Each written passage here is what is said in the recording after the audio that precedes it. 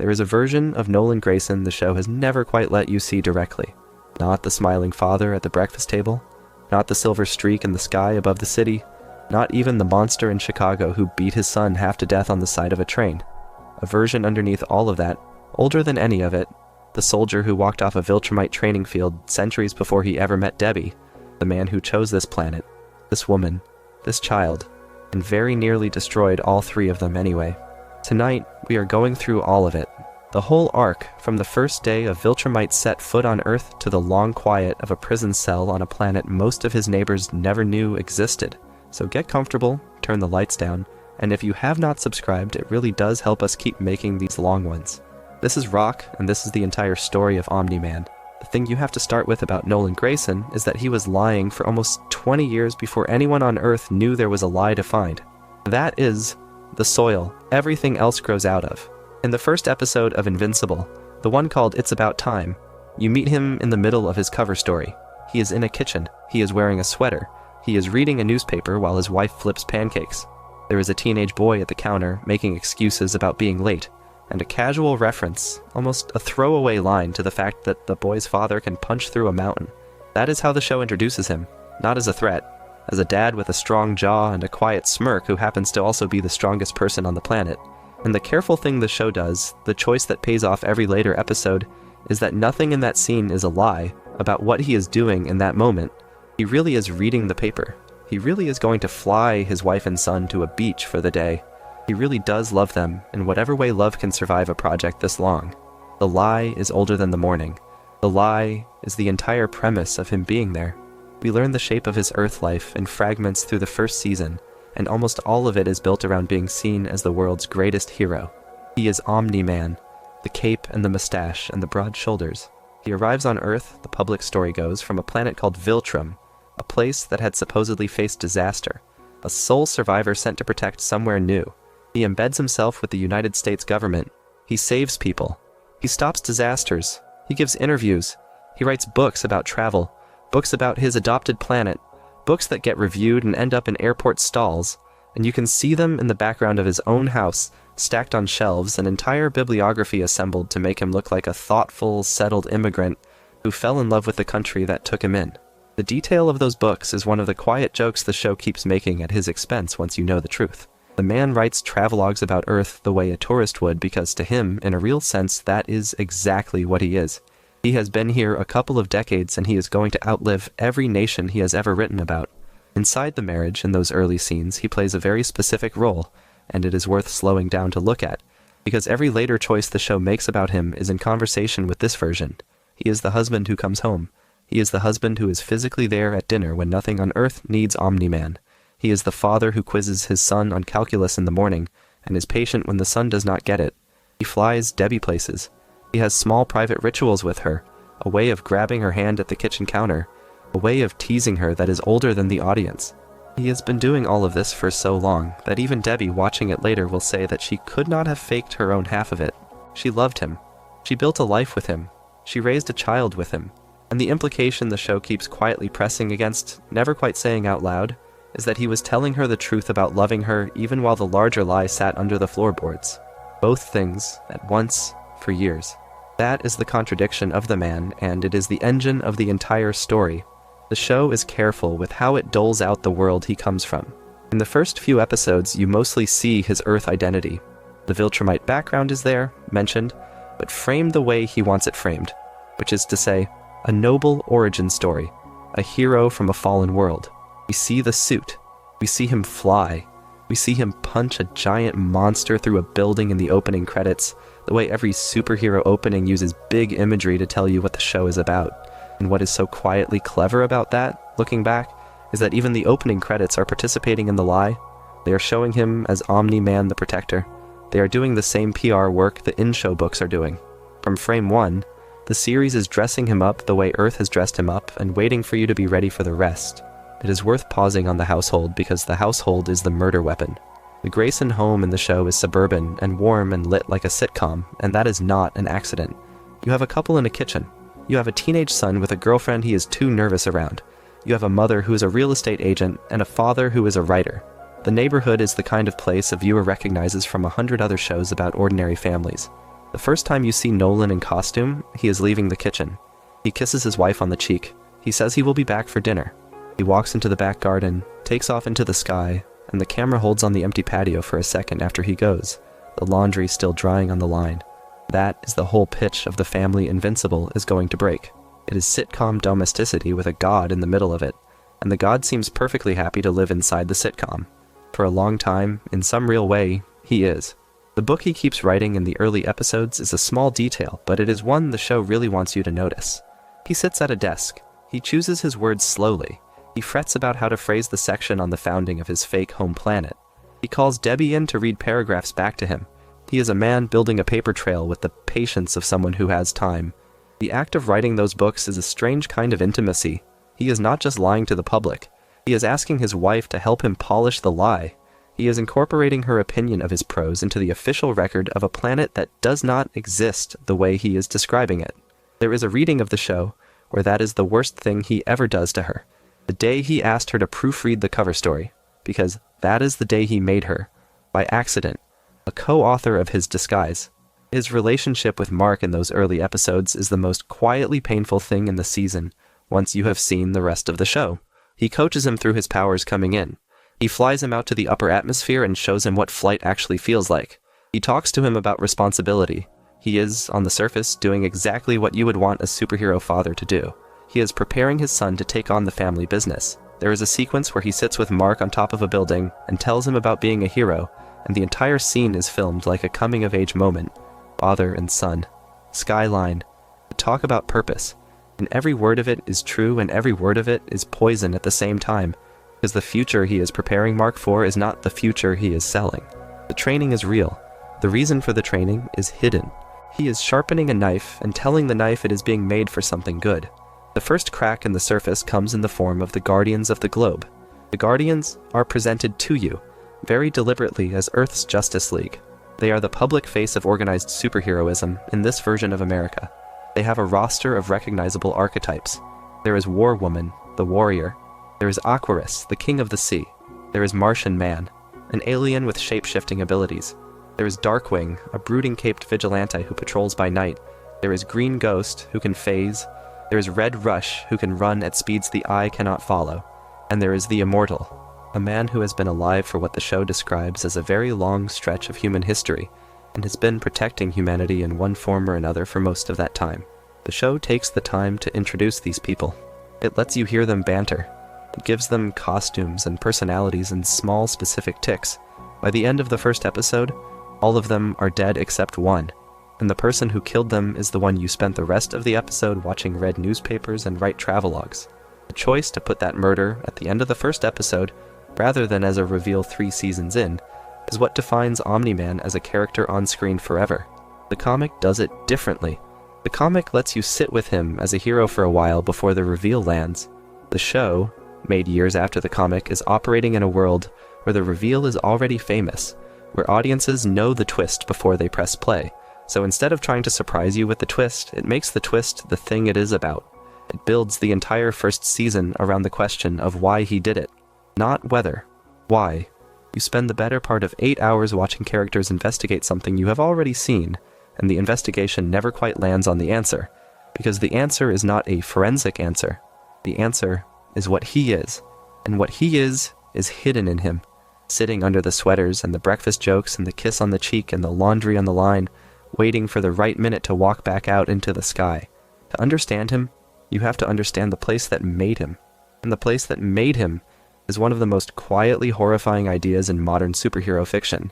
Viltrum, as the show presents it across its early seasons, is not a planet of villains in the comic book sense. It is a planet of soldiers, raised inside a project. The Viltrumite Empire is a galactic civilization that long ago decided that the universe would be better off ruled by them, that other species were weaker by definition, that culling and conquering were not crimes but a form of correction.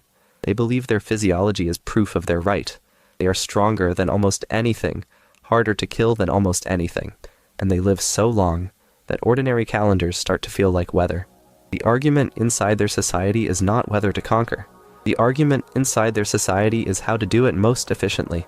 And once you understand that, the entire shape of Nolan's life on Earth comes into focus, because he was sent here as a single point of that argument's strategy. The plan, as the show eventually unfolds it, is one of the older Viltrumite strategies.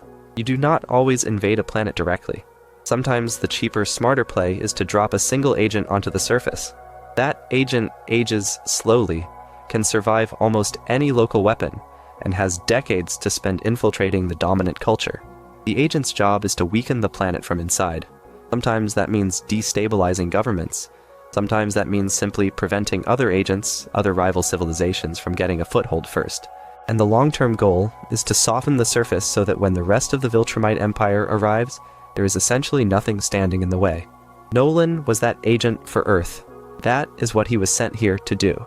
That is the assignment he carried in his pocket for almost 20 years while he read newspapers and went to parent-teacher meetings. The show is patient about telling you this. It does not dump the whole Viltrumite worldview on you in episode 1.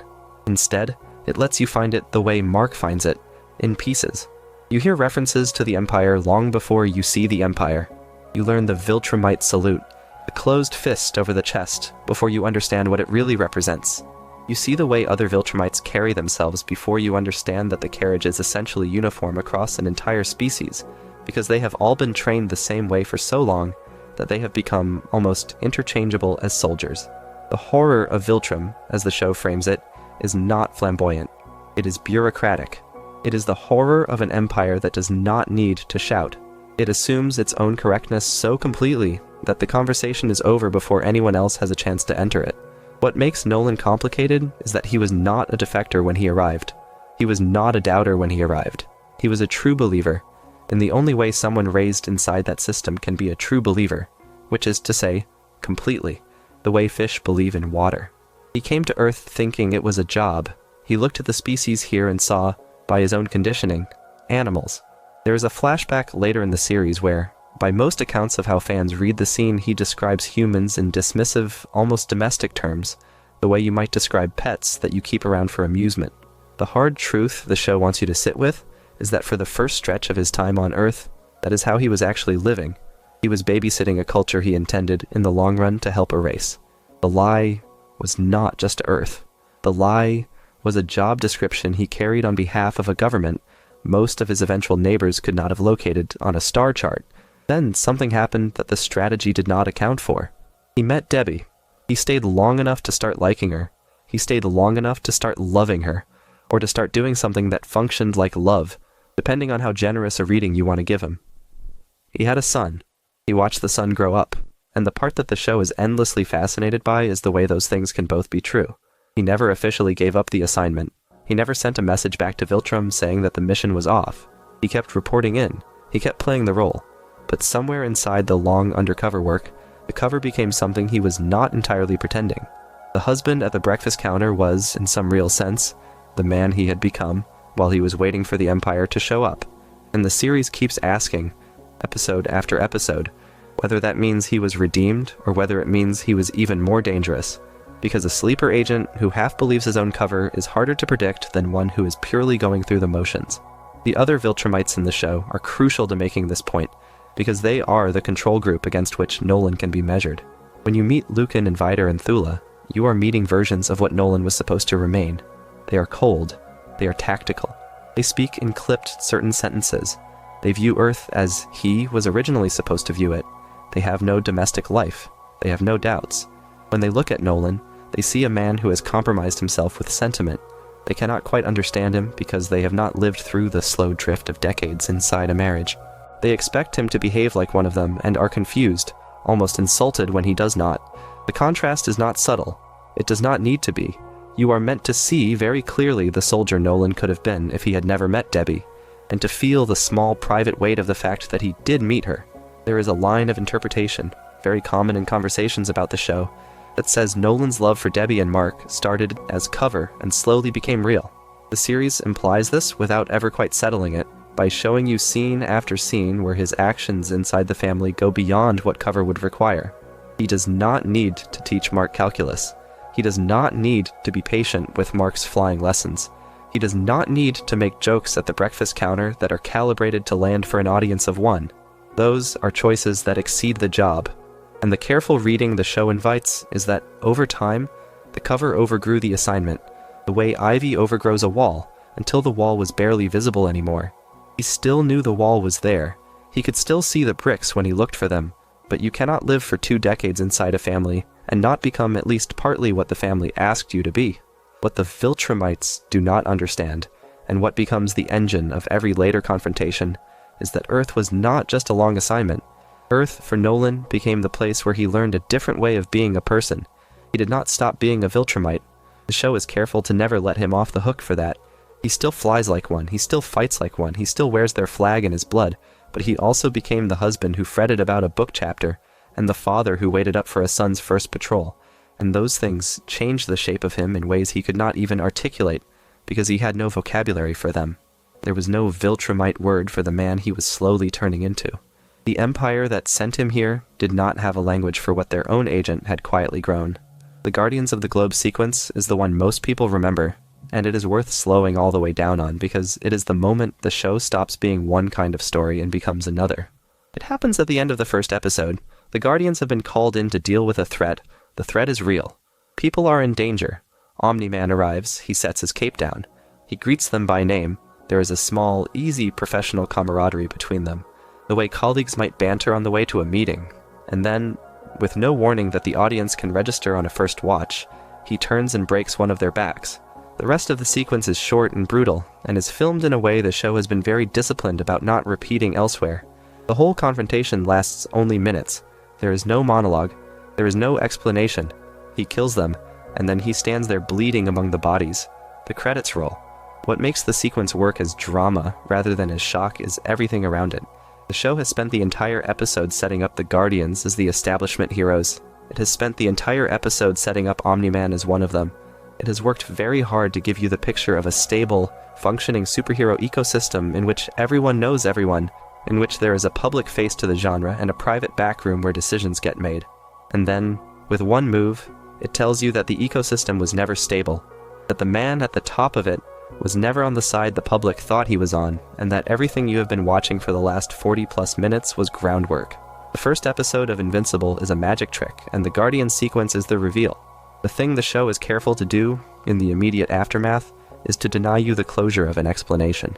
Nolan does not say why he did it. He does not stand over the bodies and monologue. He simply leaves. He is found later, bleeding, in the wreckage, and he is treated by the medical staff at the agency he has been working with for years. He is asked, gently and then less gently, what happened. He claims an attacker. He gives a plausible story. He is believed because nobody is willing to seriously entertain the possibility that he is lying. The investigation that follows is one of the most interesting structural choices in the season because the audience knows the answer the entire time. The investigation is not for us. It is for the characters, and the show uses the gap between what we know and what they know to build a slow, almost unbearable tension that does not break until the finale. You can see this most clearly in Cecil Stedman, the agency director who handles the case.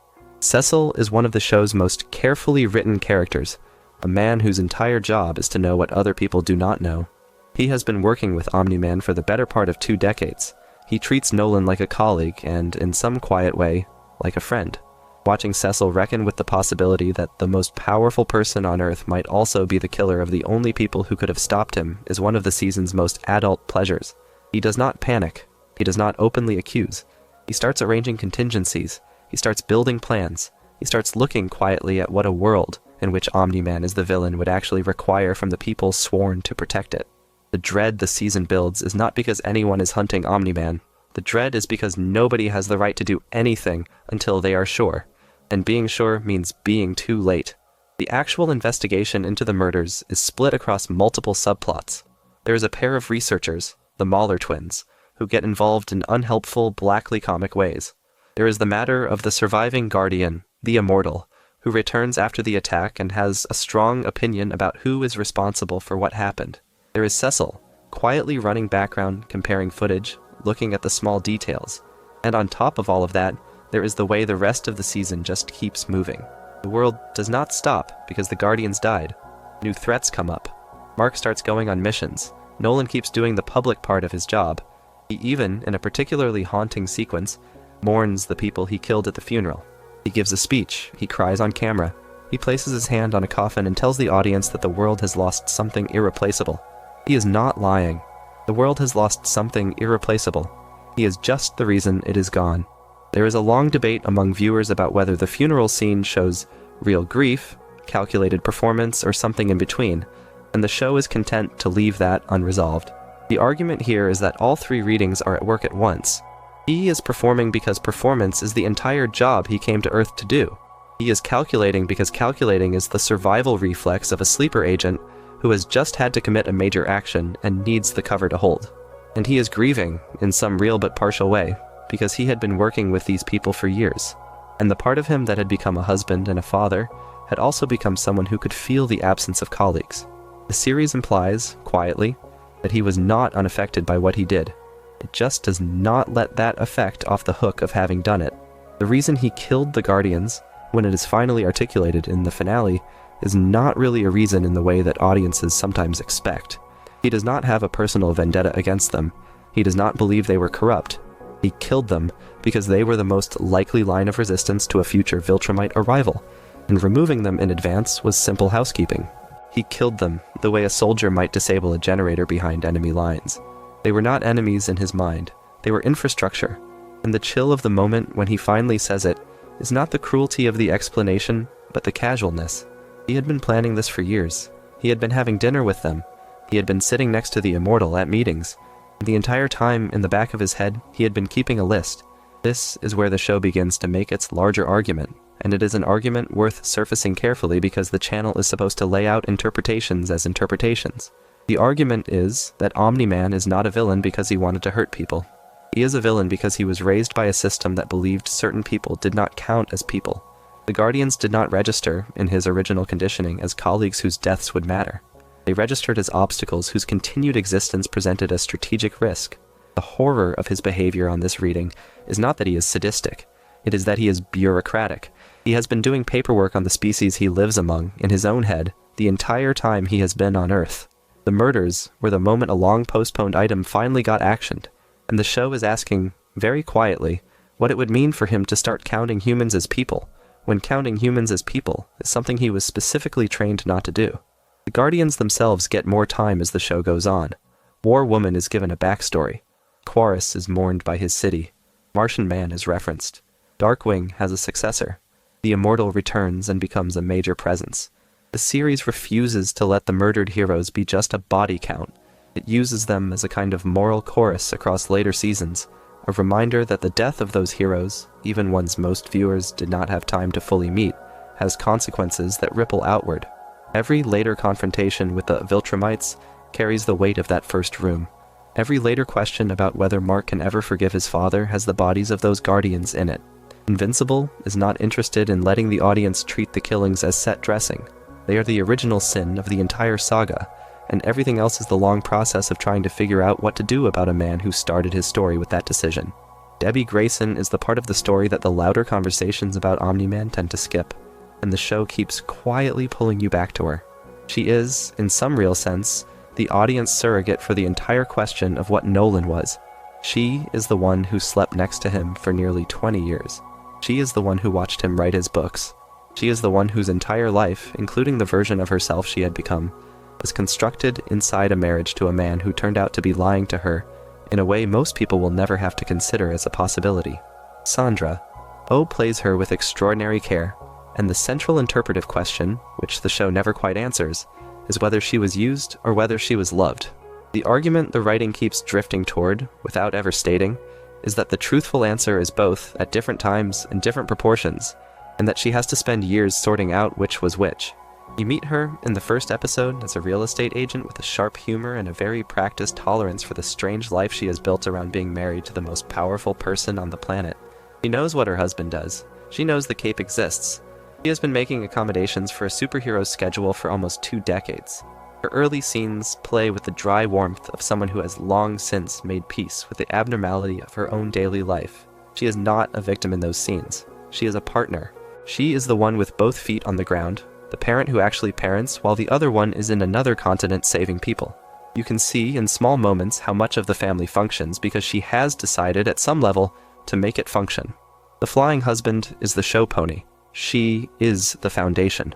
When the revelation about Nolan finally lands for her, it lands harder than it lands for anyone else, because she has the most to lose. She is not just discovering that her husband is a Viltrumite agent. She is discovering that the entire structure of her adult life was built on top of a project she did not consent to. Every birthday party, every holiday photograph, every quiet domestic moment that she had been holding onto as proof of a real marriage was, at the same time, evidence in a long undercover operation. The show does not let her process this in one scene. It is too big for one scene. It stretches across the rest of her arc. You see her in the kitchen, alone. You see her staring at his books. You see her trying to explain to Mark what she does and does not know, and discovering as she speaks that she knows even less than she thought. There is a particularly striking long stretch of the second season where Debbie is going through the slow grief of being widowed, without being widowed. Her husband is not dead. He has left. She does not know if he is coming back. She does not know if she wants him to. She has a son who is grappling with the same loss in a more public way, because the son is a superhero and the loss is a public scandal, and she does not have the luxury of letting her own grief take the foreground. The show pays close attention to what that does to her. She drinks. She stops drinking. She joins a support group. She tries dating. She tries to rebuild a sense of self that does not orbit around the man who left. And the small, ordinary courage of her trying, on screen in a superhero show, is one of the most affecting things in the entire series. It also informs everything you think about Nolan because it shows you the size of the crater he left behind. The implication the show keeps quietly returning to when it puts Debbie in front of you is that the most damning indictment of Nolan is not anything he did with his fists. The most damning indictment is the everyday harm of the lie itself. He could have told her at some point during all those years. He could have given her the truth and let her decide what to do with it. He could have given her the courtesy of being a partner rather than an asset. He did not. He decided, on her behalf, that she could not be trusted with the knowledge, or that the project was too important, or that her ignorance was useful, and whichever of those it was, the choice was made without her. The show treats that as a betrayal that does not require the murder of 7 heroes to make it real. The murder of 7 heroes makes it worse. The lie itself was already enough. Sandra Oh's performance in the role is one of the quiet engines of the show. She plays Debbie with a particular kind of weariness that does not announce itself. She is not the hysterical wife. She is not the stoic widow. She is a woman who has been working very hard for a long time to hold a household together while her husband was, at best, partially present. When the truth lands, she does not break in the obvious ways. She breaks in the small ones. The way she pours coffee, the way she touches Mark's shoulder, the way she goes back to work and then comes home and sits in the chair without taking off her coat. The performance keeps insisting that Debbie is a whole person, not a satellite of either of the men in her life, and the writing backs that up by giving her room to actually decide things. She decides when to reach out to her son. She decides when to step back. She decides, eventually, what she's going to do with the memory of her marriage, and the show treats that decision with the seriousness of a moral choice rather than a domestic detail. There is a question the show keeps poking at, which is whether Nolan ever really loved her, and it is worth saying clearly that the answer is not obvious. The argument for is that he stayed longer than the assignment required, that he made choices inside the marriage that exceeded the cover, and that he protected her at moments when the cold logic of the mission would have suggested otherwise.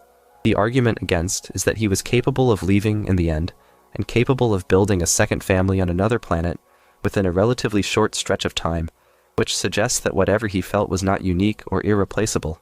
The reading the show seems to invite, without ever committing to it, is that he loved her in a way that he himself did not understand and could not fully access, because his entire formation as a person had not given him the tools to handle that kind of attachment.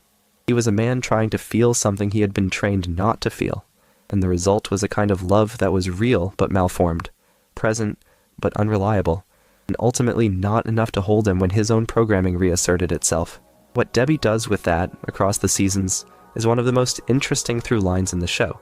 She does not forgive him, not in any clean way. She also does not erase him.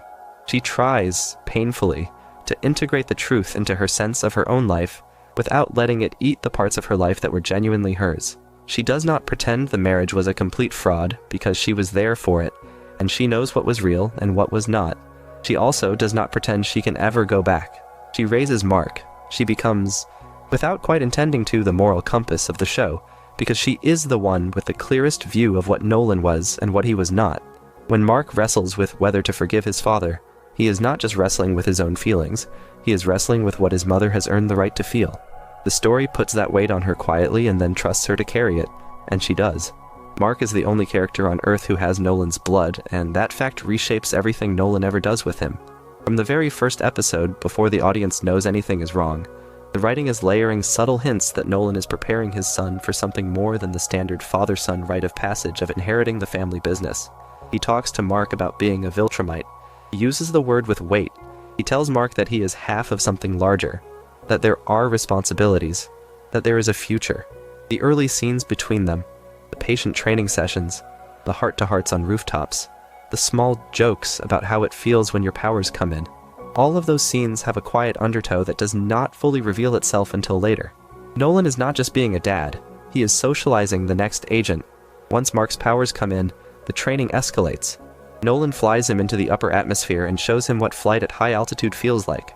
He pushes him to fight harder than he is ready to fight. He throws him into situations that would have killed an ordinary teenager. The show frames a lot of this as tough love, in the tradition of the demanding superhero father, but in retrospect, every one of those scenes is also doing something more strategic. Nolan is testing the boy. He is finding out how Viltrumite his son is. He is checking the readings, the way a recruiter would check the readings on a promising candidate. And the heartbreak of the season, once the truth lands, is that Mark cannot tell which parts of that training were love and which parts were assessment, because the gestures look the same from the outside. The most often repeated detail people pick up on, watching the show a second time, is how often Nolan refers to Mark's future in terms of centuries. He talks about what Mark will be 100 years from now. He talks about what Mark will see in his lifetime. He casually mentions things that Mark will outlive. On a first watch, those moments scan as the standard imagery of a long-lived hero father preparing his son for a long-lived hero life. On a second watch, you realize he is also recruiting. He is acclimatizing the boy to a scale of time that does not include other humans. He is doing it gently, slowly, in the rhythm of normal conversation, but he is doing it. He wants Mark, when the time comes, to be able to imagine a future without his classmates, without his teachers, without his mother. He is starting that imagining early. What complicates this, and what is essential to understanding Nolan as a character, is that you can see in the scenes themselves that he is not enjoying the manipulation. He gets visibly proud of Mark in ways that go beyond strategy. He laughs at jokes that have nothing to do with the mission. He defends Mark in conversations that would have benefited him strategically to win against the boy. There are scenes, particularly later in the first season, where Nolan watches his son fight and there is something on his face that you do not get from a recruiter. You get something closer to a parent. And the writing is asking you, very quietly, to sit with the idea that he was doing both jobs at the same time, that the recruitment and the parenting were happening in the same conversations, and that he himself could not always separate them. The argument the show seems to be making, when you put together all of the early father-son material, is that Nolan was trying to give Mark a head start on a future he himself had never been allowed to question. He was trying to make Mark want what he had been trained to want, because if Mark wanted it freely, then the inheritance would feel less like coercion to both of them. He was trying to teach Mark to love the Viltrumite shape of the world, before showing him the actual Viltrumite world, in the hopes that Mark would arrive at the truth already willing to accept it. The cruelty of the project on this reading is its long horizon. He was not pressuring Mark in any given moment. He was shaping the boy across years the way you shape a garden. He had time. The mission had time. The conversation he was eventually going to have with his son had been written in invisible ink across every birthday and Christmas of Mark's life. It does not work, of course, and the reason it does not work is one of the show's quiet thesis statements. Mark grew up on Earth. Mark grew up with Debbie. Mark grew up watching ordinary humans live ordinary lives, and the moral weight of those lives became real to him in a way Nolan's Viltrumite training had insulated him from. When the time came to choose, Mark did not choose the Empire. He chose the people. He chose his mother. He chose, in his own awkward, raging, exhausted way, the long uphill of being a hero rather than an heir. And the implication of that choice is the most damning indictment of Viltrum the show offers. It is not that Viltrumite ideology is unappealing in some abstract sense. It is that, faced with a real alternative, even a half-Viltrumite raised by a Viltrumite agent chose otherwise.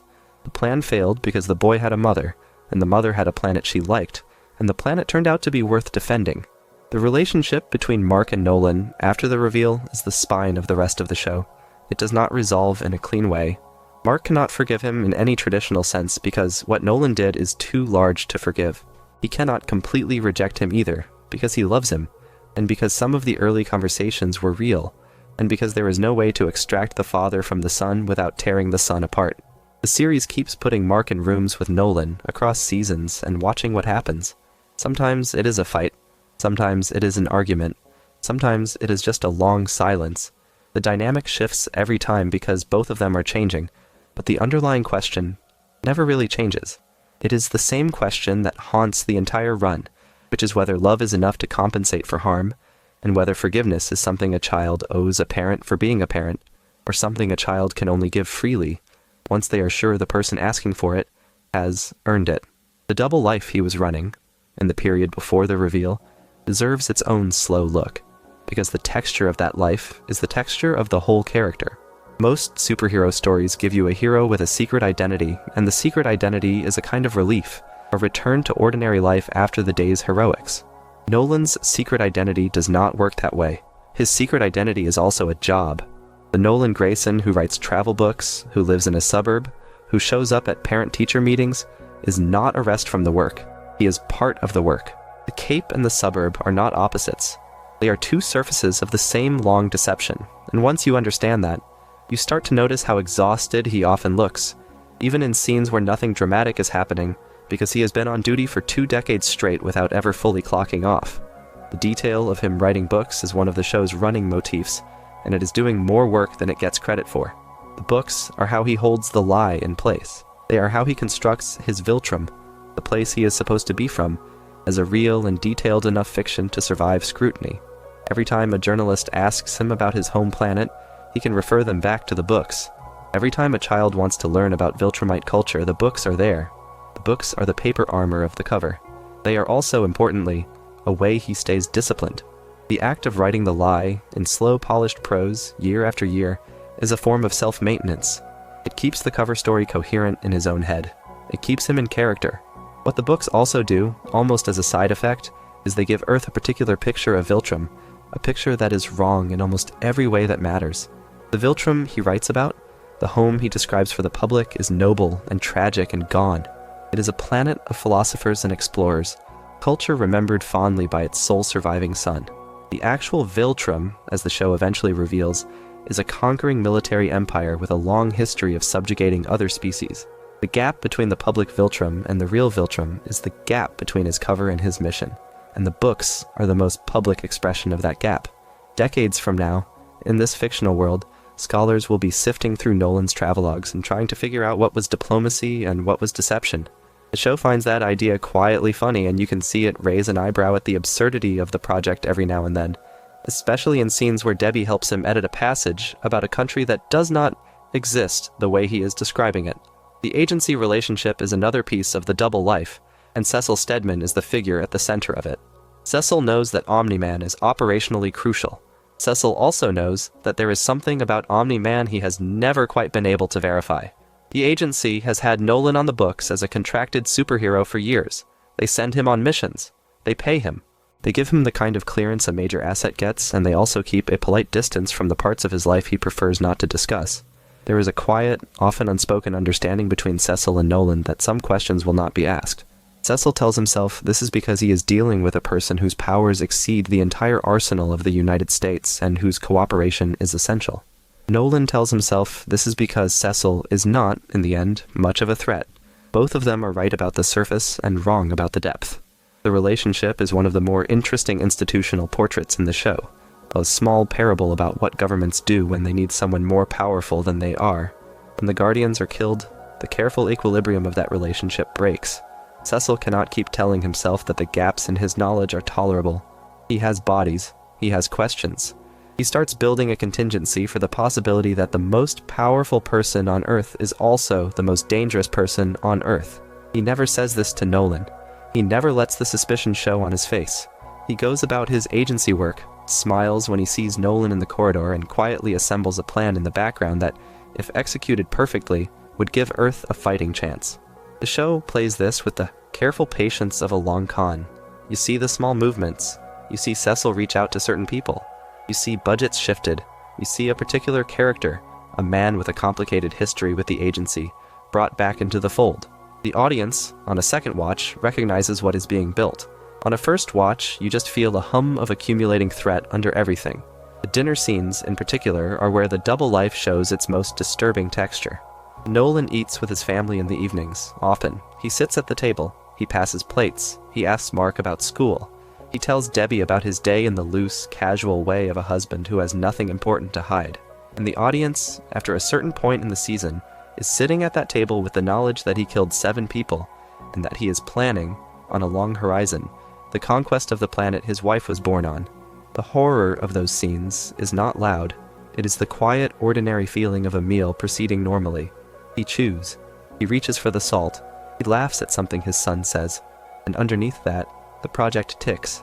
The show keeps returning to that contrast, the warm domestic table sitting on top of a long-planned betrayal, because it knows that the table is the point. The point is that you can live with someone for 2 decades and not know what they really are. The point is that 2 decades of evidence can be wrong. What makes the double life finally crack is not, in the end, Cecil's investigation, or the Guardians' families, or any external pressure. What makes it crack is Mark. Mark's powers come in. Mark starts going on missions. Mark starts being treated as a peer by other superheroes. And the moment Mark is publicly a hero is the moment Nolan can no longer postpone the conversation he has been avoiding. He cannot leave Mark on Earth indefinitely as a half-trained Viltrumite who thinks he is a human superhero. The mission requires that Mark eventually be brought into the project. The cover requires that the conversation happen in a particular way. And the timing of when to have it, the question of how much to tell and how much to keep, is the variable that Nolan has been turning over in his head for years. The Guardian's murder accelerates the timeline. The investigation pressures the cover, and eventually, in the final episode of the first season, the conversation happens, and the cover stops being a cover, because Mark refuses to step into the role it was designed to deliver him into. The way the first season structures its reveal is a piece of long-form patience that is worth pausing on. By the time you reach the finale, you have spent 8 hours watching a slow architecture come together. You have watched Mark grow into his powers. You have watched Cecil watch Nolan. You have watched the Mahler twins try to revive the dead. You have watched Amber, Mark's girlfriend, become a part of the story. You have watched the world keep turning around the open wound of the Guardians' deaths. And the entire time, in the back of the season, the question of why Nolan did what he did has been kept just out of reach. The writers could have answered the question in any episode. They chose to wait. They chose to make the wait feel almost unbearable. By the time Nolan and Mark finally sit down for the conversation that is going to break everything, the audience is exhausted in the specific way the show wants them to be, primed for an explanation and ready to be hurt by whatever the explanation turns out to be. The conversation does not happen the way most superhero shows would do it. There is no fortress lair. There is no monologue with theatrical lighting. It begins with Nolan asking Mark to come with him and the two of them flying together to a clifftop somewhere remote. The visual choice is very deliberate. The whole world is below them. There is nobody else around. They are wearing their suits, but they are talking like a father and a son who have something they finally have to say to each other. And Nolan, in his careful, measured way, begins to tell Mark the truth. He explains the Viltrumite Empire. He explains why he was sent to Earth.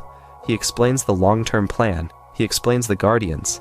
He explains with a quiet steadiness that is more unsettling than any rage would be, that he loves his son and that what he is asking Mark to do is help him bring Earth into the Empire.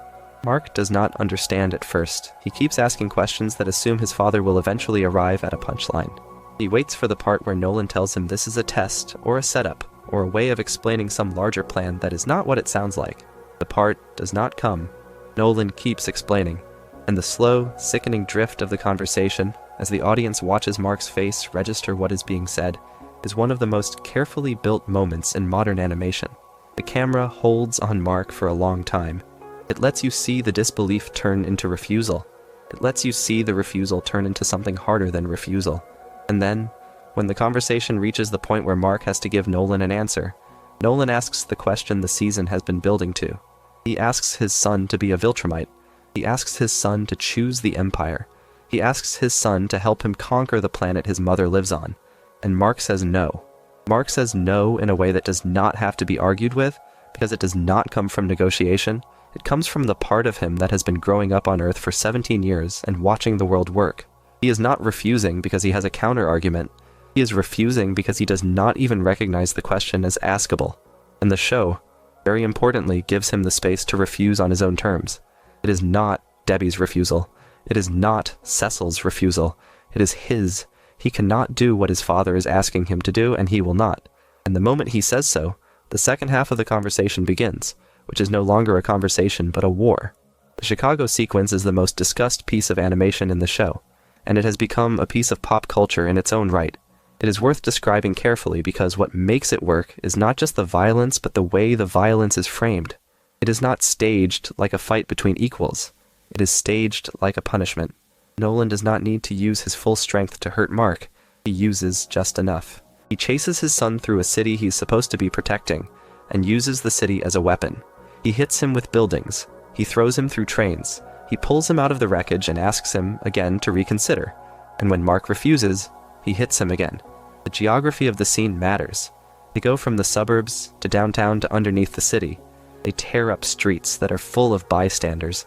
The bystanders die. The show is unflinching about that. People going about their evening get caught in the path of a father trying to break his son into agreement, and the scene refuses to pretend that those deaths are abstract. You see them. The animation makes you feel them. The thing that is most often quoted from the sequence, the line that has become the meme version of the show, is Nolan's question about time. He asks Mark what he will have after several centuries of life as a Viltrumite. He paints, in a few short sentences, a picture of Mark's future in which everyone Mark loves is gone, in which Debbie has been dead so long he can barely remember her face, in which everyone he went to high school with is centuries underground. He uses this picture as an argument. He is telling Mark that human attachment is a temporary inconvenience, that the long Viltrumite life will burn through it, but the things Mark thinks he cares about are not durable enough to be worth the choice he is making. The argument is, in its own cold way, very persuasive. It is the same argument the Empire has used on itself for generations. It is the argument that produces Viltrumites. What Mark says in response is the moment the entire show has been engineered to deliver. He does not have a clever counter-argument. He does not have a speech. He says, simply, that he would still have his father. He tells Nolan that even after everyone else is gone, after Debbie is gone, after Amber and his classmates and his friends, even then, he would still have his dad. The line lands as a moral demolition because it concedes everything Nolan said is true and refuses to accept the conclusion. Mark does not pretend that Viltrumite life will not outlive human life. He just refuses to weigh that as a reason to do what his father is asking. He chooses love anyway. He chooses the people who will not last, knowing they will not last, because they are his people. And Nolan stops in the middle of beating his son in front of a destroyed train because the answer has landed in a part of him that the Empire has not been able to reach. The choice he makes after that moment is the choice that defines him for the rest of the show. He stands there. He looks at what he has done. He looks at the bleeding, broken body of his son. And he does not finish.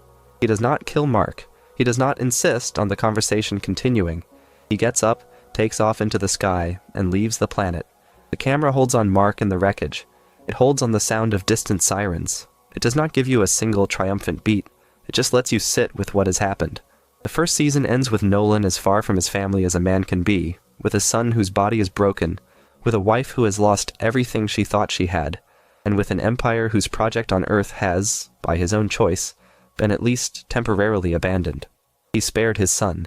He did not finish the mission, and he flew away because he could not, in that moment, do either of the two things his programming would have demanded. The gap between the first season and the second is the longest stretch of the show where Nolan is essentially absent from his own family's lives, and the writing uses that absence as a kind of stress test on everyone he left behind. Mark recovers slowly from the injuries his father inflicted, but the recovery is uneven, and the show is honest about the fact that some injuries are not just physical. He goes back to school. He goes back to patrols. He goes back to being a superhero. But there is a smaller, harder thing he cannot quite reset, which is the fact that the person who hurt him most was the person who taught him what hurt was for. He has to figure out, in the daylight, what a body that has been beaten by its own father is supposed to do with itself, and the show pays attention to that figuring out in a way that most superhero stories would skip. Debbie is, if anything, worse off because she does not have a mission to throw herself into. She has a house full of his things. She has bookshelves of his lies. She has a son who keeps disappearing on patrols and coming back bruised and refusing to talk about it. She has the apparatus of an ordinary suburban life that no longer means what it was supposed to mean. The show spends real time on her in the gap, and it is some of the most quietly devastating material it offers. There is a stretch where she finds his clothes in the closet and does not know whether to wash them or throw them out. There is a stretch where she is asked by a journalist what she would say if her husband ever came back, and she does not have an answer. There is a stretch where she sits in their kitchen and cannot make herself eat. The show is interested in the way grief sits in furniture, the way certain rooms stop being usable, the way the geography of a marriage outlives the marriage and becomes a map of absences. Cecil, in the meantime, has a different problem. He runs an agency whose largest asset has just become its largest threat, and then promptly left the planet. He does not know if Omni Man is coming back. He does not know what to tell the public. He does not know how to handle the political fallout of having had the world's most powerful person on the payroll of a single nation for nearly 2 decades. He starts making decisions, some of them defensible, and some of them not, that begin to define the agency's posture for the rest of the show. He makes alliances. He builds backups. He starts treating Mark as the new most important asset, with all the complications that come from that, including the moral weight of effectively asking a teenager to take on the role his father vacated. The show is sharp about the costs of that arrangement. Mark is not given the room to grieve. He is asked to be useful. And Cecil, who genuinely cares about him, also genuinely benefits from the fact that he is useful. And the tension between those things plays out across the rest of the series. The wider world has its own response to Nolan's absence. Public trust in superheroes takes a sustained hit. Other governments start to think about what it means to have lived through a near miss with a sleeper agent of an interstellar empire. The Guardians of the Globe, in various reformed configurations, try to step into the gap left behind. The show uses this period to introduce a wider cast of capes, and to remind you that the loss of Omni Man is not just a loss for his family, but a structural problem for an entire genre of public life in this fictional world. There is no longer a most powerful person on Earth in the same comfortable, accepted way. There is a vacuum, and the people stepping into it are not yet ready, and the threats that took advantage of him being absent know it. Nolan is kept out of sight for long enough that you start to feel the planet's awareness of his absence, and that more than any particular plot beat is the shape of the gap. Nolan himself, in those interim months, is doing what amounts to a long crisis of self. The show does not give you most of this in real time.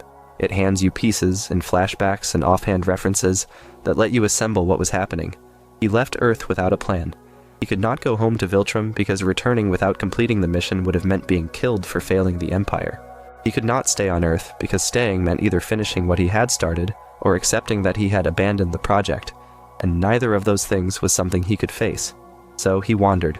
He went to planets he had passed through on previous assignments. He stopped on small worlds where nobody knew who he was. He did, in some sense, what a man who has just hurt his family does when he cannot bear to be in the same room as them anymore. He stayed away. The argument the show makes about that period, when it eventually folds it back into the main narrative, is that Nolan spent the months between seasons starting to register the moral weight of what he had done for the first time in his life. He had killed before. He had done terrible things on Viltrumite orders before. He had not, until then, been forced to sit with the consequences in a way that affected him personally. The Guardians had been work. Earth had been work. The years with Debbie had been cover. But the body of his own son in the wreckage of Chicago was not a manageable item on a strategic checklist. It was a piece of evidence that something inside him had been working differently than the Empire's training had been designed to allow. And the months of wandering, the show implies, were the period in which he started to understand that the cover had grown a conscience of its own. Whether you take that reading or not is up to you. And the channel's position is that interpretive arguments should be marked as interpretive arguments. The text supports it. The character could be read either way. There are viewers who read his subsequent behavior as a slow, real, moral transformation. There are viewers who read it as a calculated effort to protect what is left of his family for sentimental reasons, while the underlying ideology stays mostly intact.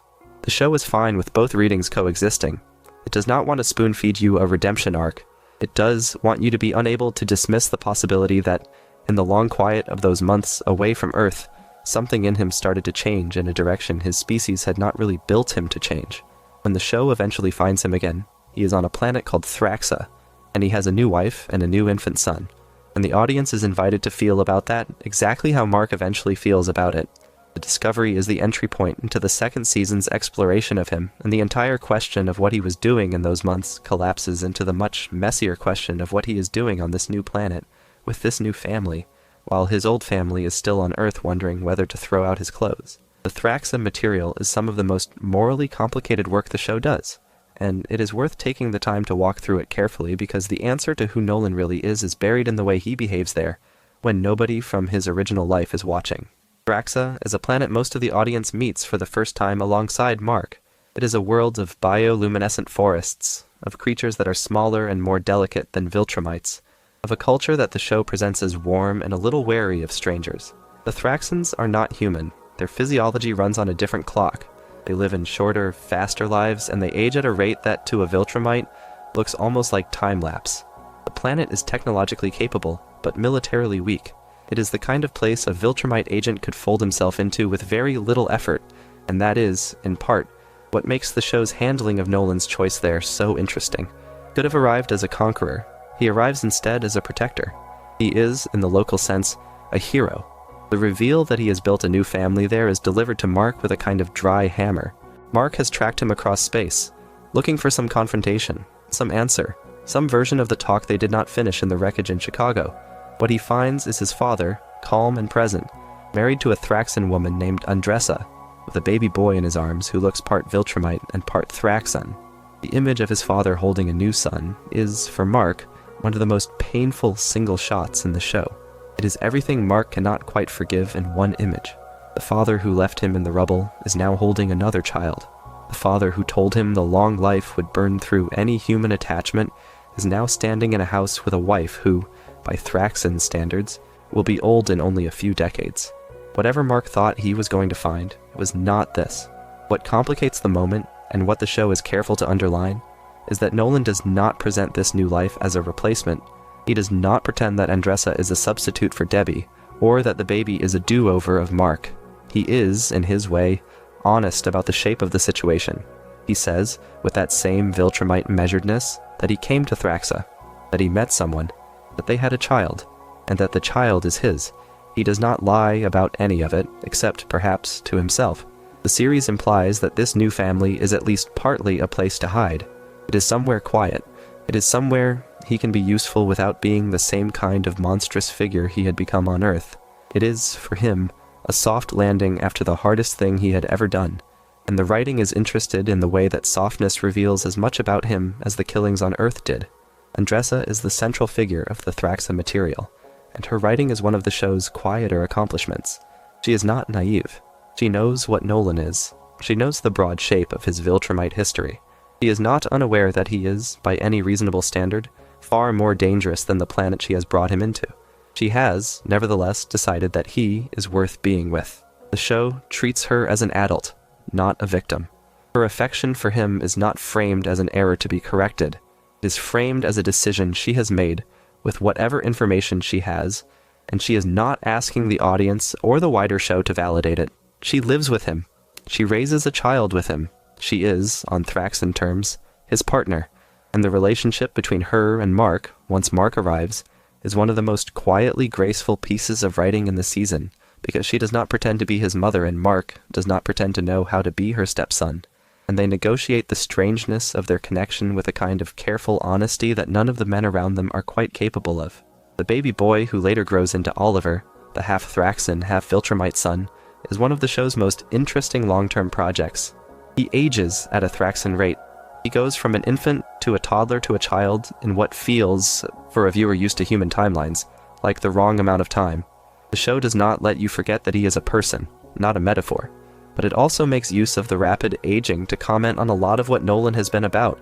Oliver on screen is in some ways a chance for Nolan to redo certain things. He can be present in a way he often was not in the early years with Mark. He can have the conversations earlier. He can be honest about his own history sooner. He can be there for a childhood that, by Thraxan standards, is going to be over very quickly. The show plays this with a quietly comic touch because there is something funny about a Viltrumite trying to be a present father to a son who is going to be a teenager by the end of the season, but it also lets the comedy carry an undertone, because the urgency is the urgency of mortality, and that is something Viltrumites are not used to feeling. When Mark spends time with Nolan on Thraxa, the show stages the visit as a kind of slow reopening of an old wound. They do not have one big confrontation. They have a series of small ones, interrupted by the practical concerns of having to deal with whatever threat is happening that day. Mark is angry. Mark is not sure how angry he is allowed to be. Mark is trying to figure out whether his father has changed, and whether that change, if it has happened, is real or just a function of being out of his old context. There are moments where the two of them work together on something local, and the chemistry that was always there between them flickers back. There are moments where Nolan says the wrong thing, and the entire careful surface collapses, and they remember that one of them broke the other into pieces in front of an entire city. The show does not let the visit be a reconciliation. It is, at best, a partial conversation that produces enough information for both of them to keep going. What the Thraxa material does, in terms of the show's larger argument about Nolan, is it presents a controlled experiment. Earth was a long mission with a cover. Thraxa is, in theory, a chance to start fresh. He does not have to lie to anyone there. He does not have a cover story to maintain. He could, theoretically, be whoever he actually is, and what he chooses to be when given that opportunity is a protector. He fights for Thraxa. He defends Andressa. He raises Oliver. He does not, as far as the show shows, treat the Thraxans as an asset population to be processed. He treats them, however imperfectly, as people. The implication is significant. It suggests that the long undercover work on Earth had changed him after all, that whatever happened in the years with Debbie and Mark had taught him something that survived his return to the wider universe. He is not entirely the soldier the Empire trained anymore. He has been altered by his own cover, and the alteration is showing up, of all places, on a small planet in a quiet corner of the galaxy where the Empire has not yet noticed him. The arrival of the other Viltrumites on Thraxa is the moment the show pulls the rug out from underneath whatever fragile piece Nolan has constructed.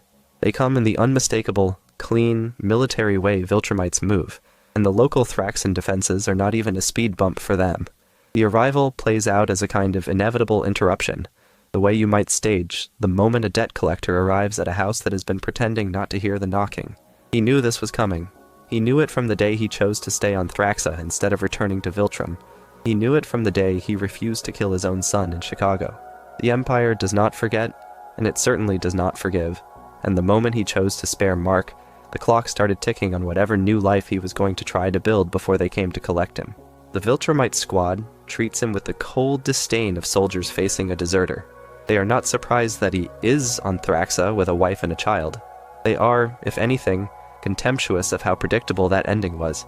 They have seen agents fail before. They have seen agents try to disappear into the populations they were supposed to weaken. The pattern is familiar enough to them that they have a procedure for it, and the procedure is not nuanced. He is to be arrested. He is to be transported. He is to be made to answer for what he did and did not do on his last assignment. And the Thraxan family he has built is, to them, irrelevant detail that will be cleaned up after he is taken away. Mark fights alongside his father in the confrontation that follows, and it is one of the most fraught action sequences in the entire show, because the politics of the fight are not clean. Mark is fighting Viltrumites to protect a man who hurt him more than anyone has ever hurt him. He is fighting on the same side as his father for the first time since everything broke. He is fighting next to the man who beat him through a city, and he is fighting for the man's new wife and new child, and the cognitive dissonance of doing those things at once is something the animation makes you feel. Mark is not enjoying this. He is doing it because the alternative is letting his father be dragged off to be killed by an empire he despises. The fight is, in some ways, the first time Mark and Nolan act as actual partners, and the show is bitterly aware of the irony that the first thing they have to defend together is a family that exists because Nolan left them. The Viltrumites are far stronger than either of them expects. The fight goes badly. Andressa is in danger. Oliver is in danger. The Thraxan landscape is in danger. And in the middle of all of that, Nolan makes a choice that is, by his standards, almost without precedent. He stops fighting. He surrenders. He lets the Viltrumites take him in exchange for them leaving Thraxa intact. He gives himself up to protect a planet that, by his original training, he should not have valued. He gives himself up to protect Andressa and Oliver and Mark, knowing what is going to happen to him next. He does not make a speech. He does not turn it into a moral statement. He simply puts his hands down and tells the squad to take him. The camera holds on his face. It holds on Mark's. It does not let either of them off the hook for what just happened, but it also does not pretend that nothing has shifted. He surrendered for them. He has never done that before. What happens to Oliver after Nolan is taken is its own substantial piece of the show, and it is worth taking seriously because the boy is going to grow up to be one of the most morally interesting characters in the series. Mark takes Oliver back to Earth. Debbie agrees with a level of patience that frankly defies belief to help raise him. The optics of that decision are difficult. Debbie is being asked to raise her unfaithful husband's son by another woman after that husband nearly killed her son and disappeared.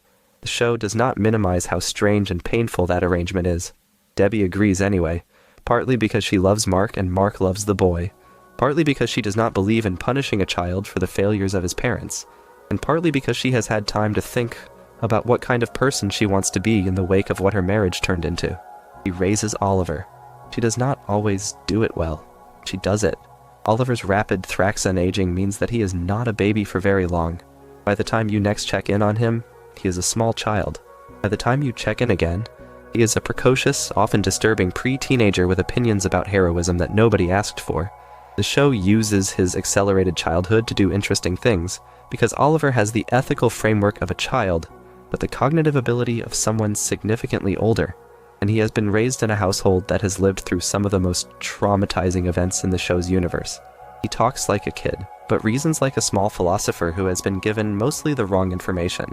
He is, in some ways, the most concentrated version of the question the show is asking about Nolan. If you put a half-Viltrumite child into a human family, and you do not raise him with the Empire's training, what do you get? The show is, with considerable patience, going to let you watch him grow up and find out. The other thing the Thraxa material does, in its quiet way, is reframe the original conversation between Mark and Nolan from the first season's finale.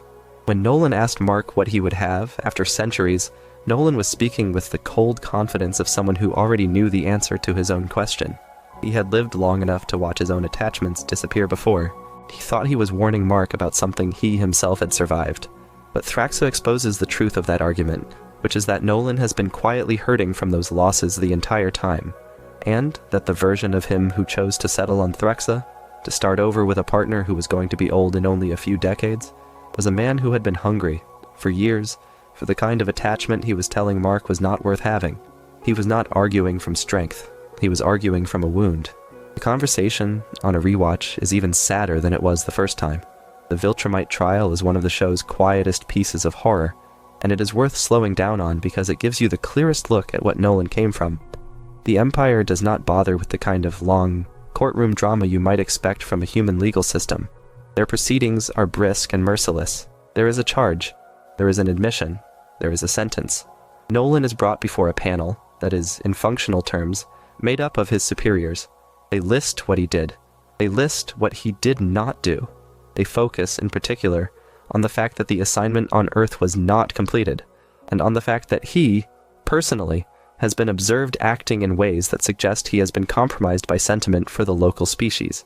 They ask him whether he denies any of it. He does not. The choice to not deny anything is, in its own way, his first piece of moral clarity in front of his own kind. He could have lied. He could have argued that he was working a long-term game, that he had not actually abandoned the mission, that his time with Mark and Debbie was part of a deeper strategy. The show implies that the panel would have entertained even briefly that possibility, because the Empire is at least theoretically interested in long-term strategy. Nolan does not give them the opening. He tells them what he did. He tells them that he chose to spare his son.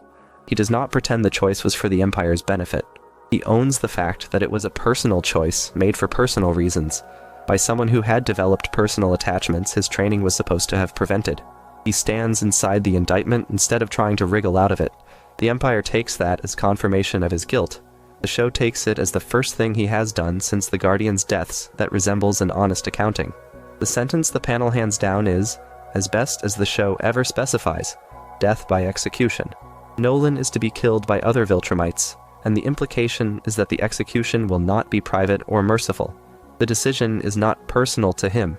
It is procedural. Any Viltrumite who has failed an assignment so completely and so visibly is, by the Empire's own standards, a liability. They do not want a precedent for sleeper agents simply walking away from their missions to raise families on whatever planet feels nice. The execution is a piece of internal discipline. It is also, the show implies, a piece of theater. Other Viltrumites are going to see it or hear about it, and the lesson is going to be reinforced. The Empire is going to stay the Empire. Sentiment is going to be discouraged. The example will be made. The execution does not happen on schedule, of course, because something else is happening across the rest of the season's larger plot that ends up redirecting the Empire's attention. The show is careful not to let the rescue of Nolan, when it eventually plays out, feel like a tidy reversal of the verdict. The Empire does not change its mind about him. What happens, instead, is a piece of more complicated political and military business that means the Empire's relationship with Nolan is shifted from execution to detention. He becomes, in the eyes of his own government, a prisoner, rather than a corpse, and the show treats that shift not as a victory but as a complication. He is alive. He is not free. He is being held by the people who made him, in a way that allows them to keep an eye on him without having to deal with the political mess of putting him to death right at this moment. He is, in effect, parked. The Viltrumite prison the show eventually shows you, the place Nolan ends up after the trial, is one of its most chilling settings. It is not loud. It is not theatrical. It is a clean, sterile, hyper-engineered facility built to hold beings whose physiology resists almost every form of restraint a normal society could construct. The architecture is the architecture of a species that has had to figure out how to imprison its own kind, and the result is something that feels, more than anything else, like a quiet room with very thick walls and very few windows. Nolan is alone there. He has time. He has nothing to do with the time. His early scenes in the prison play with a kind of patient stillness that almost feels meditative, although the meditation is forced, because he has no other option. He cannot pace. He cannot work. He cannot write books. He can only sit with himself, and the version of himself he is sitting with is one he has been postponing for almost 20 years. This is the version of Nolan the show seems to find most interesting. The prison strips away every external piece of the character. There is no cover. There is no family. There is no cape. There is no mission. There is just a man who has done a great deal of harm, isolated with the harm, with nothing in front of him to distract him from it. He does not get a monologue about it. He does not get a one-to-one confession. The quiet does the work. You watch him sit. You watch him stare at the wall. You watch him, in moments, smile at something he is remembering. And the writing does not always tell you what he is remembering. You are invited to assume he is remembering his old kitchen, his old wife, his old son. You are invited to assume that the smile is the most painful expression on the face of a person who has finally noticed what he had. There are moments where the show pairs him with other prisoners, including other Viltrumites who have, for their own reasons, ended up incarcerated. Those scenes are some of the most quietly tense conversations in the show, because Nolan is no longer the dominant figure in the room. He is one of several broken pieces of the Empire, sitting together inside an institution that built them and then deemed them defective. The conversations are short. They are sometimes funny in a very dry way. They are sometimes openly hostile, but they always have, underneath them, the awareness that the people in the room are the failures of an entire civilization, and that their continued existence is a small bureaucratic problem the rest of the civilization is going to deal with eventually. Mark visits him in the prison at certain points, and those scenes are some of the most carefully written reunions in the show. They do not produce closure. They do not produce reconciliation. They produce, instead, a series of small, awkward exchanges in which a son who has not stopped being angry and a father who has not stopped being a Viltrumite try to figure out what is left to say to each other. Nolan is not, in those visits, asking Mark to forgive him. Mark is not, in those visits, offering forgiveness. They are doing something smaller and harder, which is being in the same room. The series lets that smallness be the point. The room they are in is too thick to bring anything into. They have nothing but each other and the time. And the time, paradoxically, is what lets the conversations open up, because there is no place else either of them needs to be, and the silence between the exchanges is allowed to be long. There is a particular moment in one of those visits that the show treats as a kind of inflection point in the relationship, and it is worth describing carefully because the show stages it with great care and very little fanfare. Mark is asking his father about something concrete, about a decision, about an event. Nolan answers honestly in the slow, deliberate way he answers most things now, and then, without warning, he says something that approaches an apology. He does not use the word, because the word is too small for what he did, and because Viltrumite training does not give him an easy vocabulary for it. But the sentence he constructs, the shape of what he says, is the closest a man like him is going to come to telling his son that he was wrong. He says he should not have done what he did. He says he wishes he had been a different man. He says, in the most painful way the language allows, that he loved them.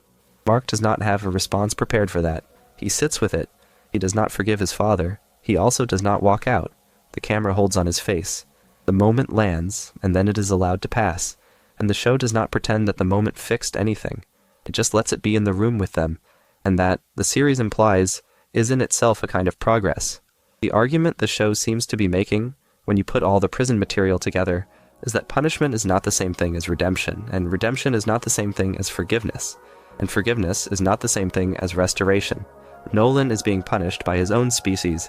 He is, in some real sense, beginning to do the work of redemption, by which the show seems to mean the slow, internal labor of looking at what he did and not flinching from it. He is not being forgiven because the people he hurt have not forgiven him, and the show does not seem to think they owe him forgiveness. And he is certainly not being restored, because the life he had before is gone and is not coming back, and the marriage he broke is not going to be put back together. And the version of his son who looked at him with simple love is not the version of his son who visits him in prison.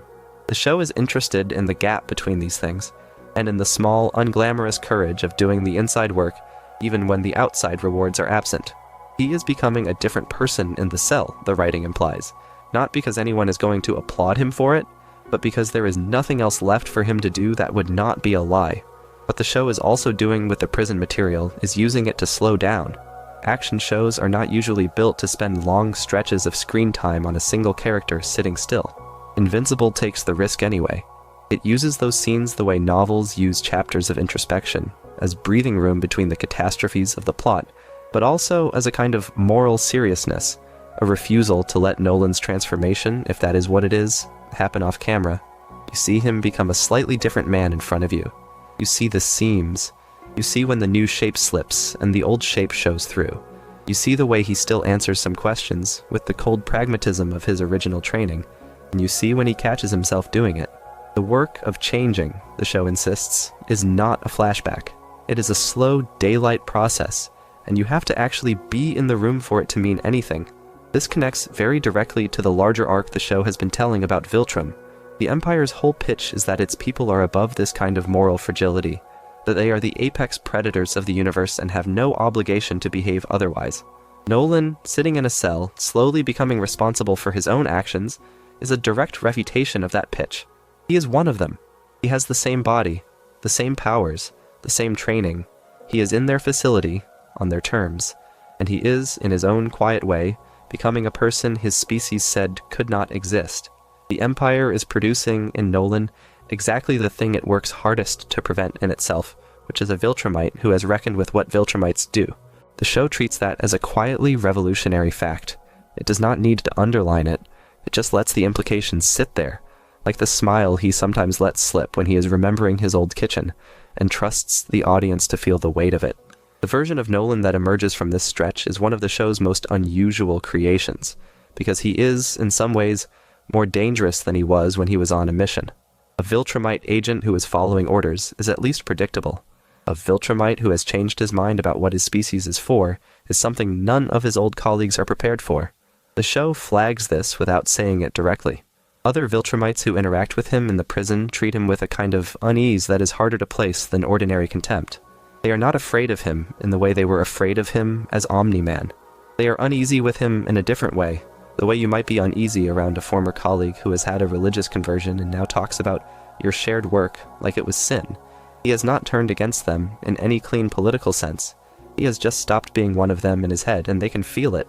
Camera holds on the way they look at him. It does not need to spell out the implication. He is, the show is saying, becoming a piece of the Empire that the Empire is going to have to figure out what to do with. He is a problem they have not previously had to solve. The relationship he has with Debbie, in those years of his absence and imprisonment, does not stop being a relationship just because they are not in the same room. He thinks about her. The show implies this without showing it, in his half-spoken answers to Mark's questions, in the way certain references make him quiet. She thinks about him. The show shows this more directly. She does not pretend he is dead. She also does not pretend he is coming back. She lives in a particular kind of suspended grief, in which her former husband is alive somewhere very far away, in a state she does not know, with a future she cannot predict. She does not get to grieve him cleanly. She does not get to celebrate him. She gets to sit with the ongoing knowledge that the person who shaped her adult life is still out there, in some form, doing something she will probably never be able to fully picture. Invincible treats that as one of the most adult forms of loss it knows how to depict, and it gives her time, across multiple seasons, to live inside it without resolving it. The wider Viltrumite War, when it begins to take real shape across the later seasons, is the context in which Nolan's prison time stops being a private moral exercise and becomes a piece of geopolitics. The Empire is moving. It has been moving for a long time, but the consequences of certain failures, including the failure of the Earth mission, are beginning to compress its plans. New agents are sent. New attacks happen. The show begins to introduce more individual Viltrumites, each with their own personality and methods, and to put them in conflict with Mark and his allies on Earth and elsewhere. The conflict between the Empire and Earth is no longer a long-term threat sitting behind the curtain. It is, by the later seasons, the active main plot, and Nolan, sitting in his cell, is one of the most strategically significant pieces on the board, even though he is not physically in the action for long stretches. Conquest is the Viltrumite who, in the show, becomes the most personal antagonist for Mark. He is presented as a more sadistic version of what Viltrumites usually are. He enjoys his work in a way that even other Viltrumites find distasteful. He is, in some sense, an extreme expression of the system that produced Nolan, a version that has refined the cruelty into something close to a personal aesthetic. When he comes for Mark, the fight that follows is one of the most punishing sequences in the show, and the show does not flinch from depicting how badly Mark is hurt and how much of him is broken in the course of the fight. The Conquest material is doing several things at once. It is testing Mark in the way the show has been promising it would test him since the first season. It is showing you what a fully committed Viltrumite at peak strength looks like, and it is, in a quieter way, throwing a piece of contrast onto the page that helps you re-evaluate Nolan. Conquest is what Viltrumites are supposed to be. Nolan, even at his worst, was not quite this. The implication is not that Nolan is good. The implication is that there are degrees, and that even within the rotted system he came from, there were choices.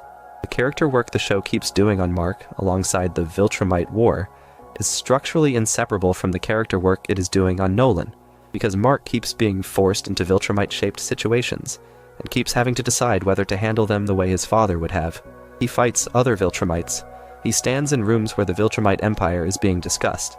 He has to make decisions about killing and not killing, about mercy and not mercy, about who he is willing to be in order to win. Every one of those decisions is a small referendum on whether he is becoming his father. The show is alive to that. It has Mark refuse, again and again, to take the easy road that his father would have. It also has Mark fail, sometimes in ways that look uncomfortably familiar. The mirror is not perfectly clean. Mark is his own person. He is also his father's son. The two facts coexist, and the show does not let either of them off the hook.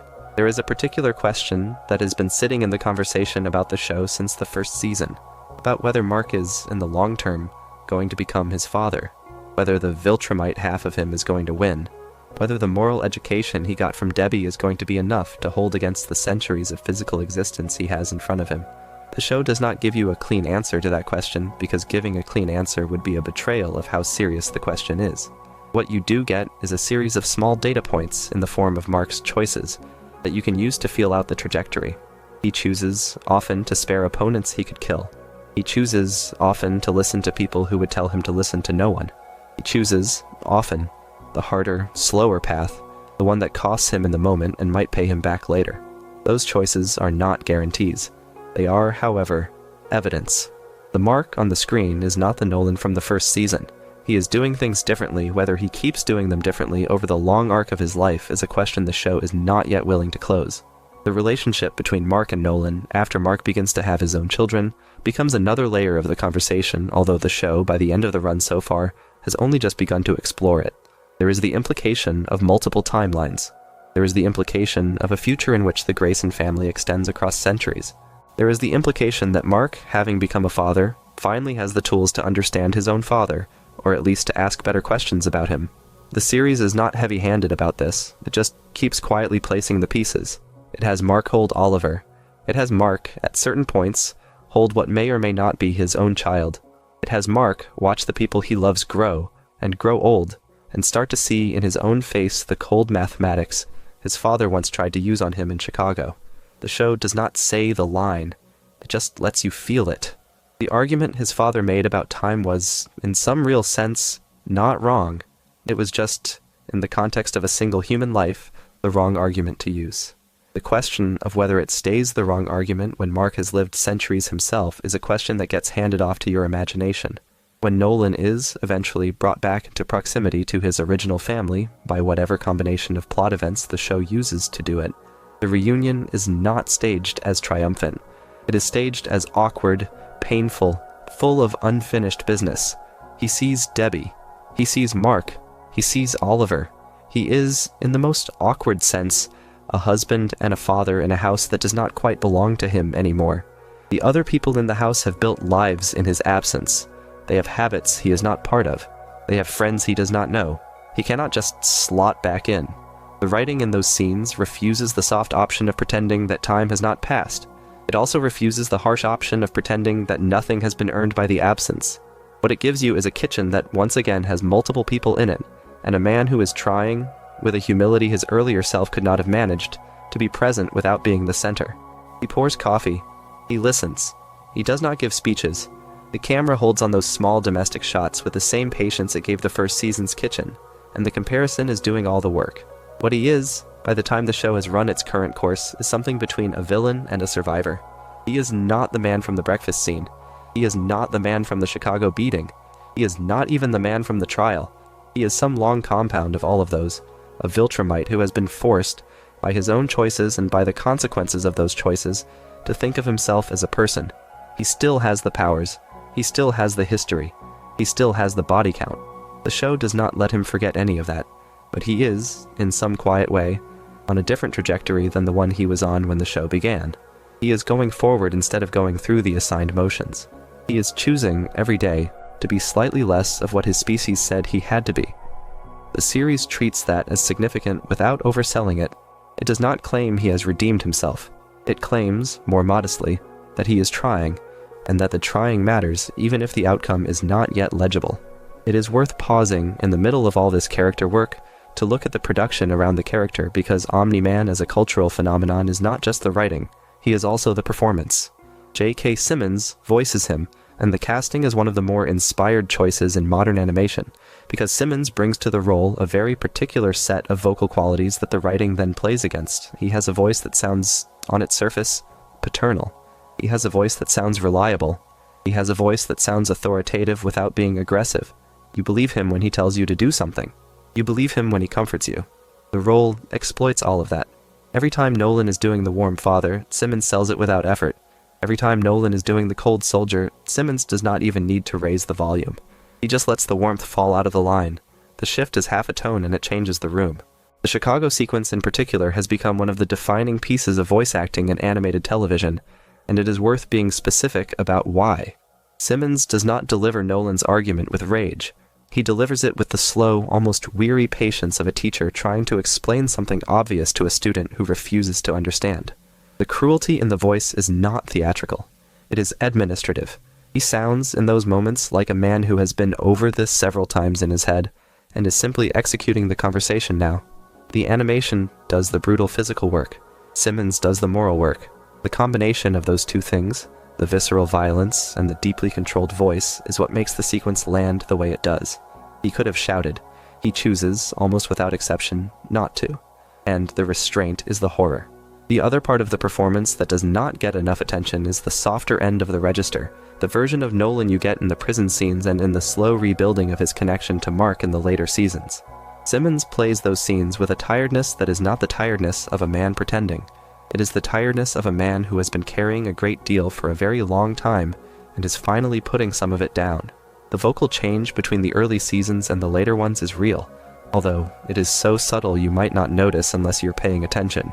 He sounds, by the later seasons, like someone who is taking smaller breaths between sentences. He sounds like someone who has been worn into a different shape.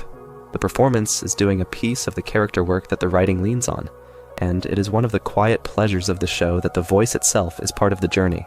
Stephen Yoon, opposite him, is doing a complementary piece of work as Mark, and the chemistry between the two voices is one of the things that makes the show feel as substantial as it does. Yoon plays Mark with a young man's grain in the voice, the slight cracks, the half-formed sentences, the way certainty wobbles into uncertainty in the middle of a single line. He sounds like a teenager who has been asked to be older than he is. He sounds, in the prison visits, like an adult who has been asked to be younger than he is because his father in the cell still treats him as the boy he used to be. The relationship between the two voices is a generational conversation. The way they interrupt each other, the way they pause, the way one of them is patient when the other is reactive, and then the patience flips.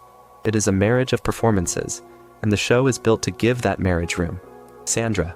Oh, as Debbie holds the entire moral grounding of the show together with a performance that is almost always tonally quieter than the voices around her.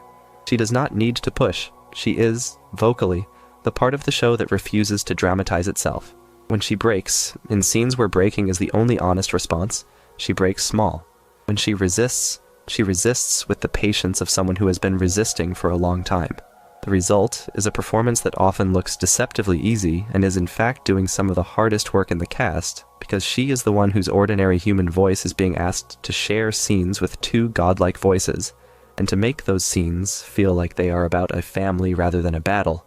She succeeds, almost without exception, and the show is unimaginable without her. The production credits behind the show include Robert Kirkman, who created the original Invincible comic with the artist Cory Walker, and who has been involved with the show as one of its show-running forces. Ryan Ottley took over as the comic's long-running interior artist not long after the series began, and Walker returned for stretches of art duties during the comic's run. But the co-creators of the property itself are Kirkman and Walker.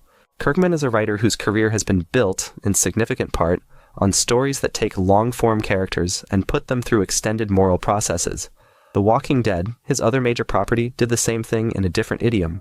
Invincible, in its animated form, is one of the projects in which his interest in long character arcs gets the room it needs, because animation can keep characters consistent across years in a way live-action shows often struggle to. Nolan, played by Simmons in all of his appearances, gets to evolve across seasons without the kind of casting churn that would otherwise undermine the work. The show, in part, can do what it does because the medium lets it.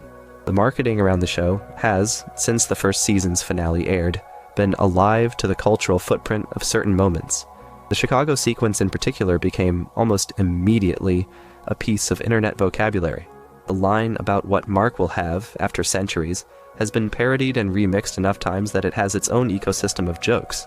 The image of Omni Man in his white mustache and red cape has become a kind of meme shorthand for a particular type of character, the parent who turns out to be a monster, the figure who looks like a hero and is not. The show, to its credit, has not really chased the meme. It has not started leaning into Nolan as a brand. It has kept treating him as a character first, and let the cultural noise happen around him without letting that noise back into the writing. The result is that the meme has not corroded the character. He is still, on screen, the same complicated piece of long-form work he was when the show began. It is worth saying, when discussing the cultural impact, that the show has not had a perfectly smooth production history, and the public conversation around it has touched on a number of behind-the-scenes matters that are documented enough to mention neutrally. Production schedules in animation are notoriously long, and Invincible's gaps between seasons have generated public commentary about the demands placed on its animation studios and crew. Robert Kirkman has, in interviews, discussed the difficulty of balancing the comic's tempo with the slower production rhythm of animation. The cast members, in interviews, have talked about the challenges of recording dialogue for material that is going to take a long time to be visually completed. None of this is unique to Invincible, but it is worth acknowledging that the show exists inside a real production context, with real workers, and that the long stretches between seasons are not a creative choice, but a function of how this kind of work actually gets made. The Immortal is the character who carries some of the most personal stakes in any conversation about Nolan, and his existence in the show is one of the quiet pleasures of the supporting cast. He is, by his own backstory, very old indeed, alive in some form across a long stretch of human history. He has lived through dynasties and revolutions and wars, and a great deal of the pageant of human civilization. He had, at the time of the Guardians' deaths, been a costumed hero for the better part of a century. He was the team's leader. He was, in a real way, the closest thing humanity had to its own version of an immortal protector before Omni Man arrived. And then, in one scene, Omni Man broke him. He came back. The show, by its nature, does not let the Immortal stay dead, because his entire identity is built around not staying dead.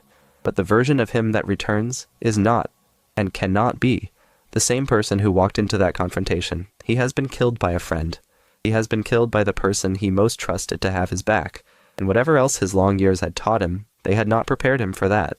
The Immortal's arc across the show is one of the most quietly furious counter-melodies to Nolan's arc. He is the one who has the most consistent reason to hate Nolan and the longest memory in which to nurse that hatred. He is also, importantly, the one who knew Nolan as a colleague and who has to reckon with the fact that the friendship he thought they had was, on Nolan's side, at least partly an operational asset. He becomes, in later seasons, one of the most morally complicated heroes in the show. He is not gentle. He is not patient in the way other characters try to be patient. He is a man who has been alive long enough to feel insulted that anyone might suggest he move on. The show uses him as a kind of permanent reminder that whatever Nolan thinks he is doing in his cell, there is someone on Earth who still has a perfectly clean grievance and is not going to forget it just because the story has moved on. The Mahler twins, the parallel pair of mad scientists who keep getting pulled into the periphery of the main plot, are another piece of the show's wider commentary on Nolan, although you have to squint a little to see it. They are, in their absurd way, also a story about identity and inheritance. They are constantly cloning each other, killing each other, replacing each other. They are constantly arguing about which of them is the original and which is the copy. They keep ending up in proximity to the major events of the show, and the conversation they keep having, in their dark comedic way, is the same conversation Nolan and Mark are having in a more serious register. What is an original? What is a copy? What is inherited? What is chosen? The show puts the two storylines in adjacent rooms and lets them comment on each other without ever drawing the line for you. The Mahler twins are a comic relief subplot. They are also, in a quieter way, a thematic echo of the central question the show keeps returning to.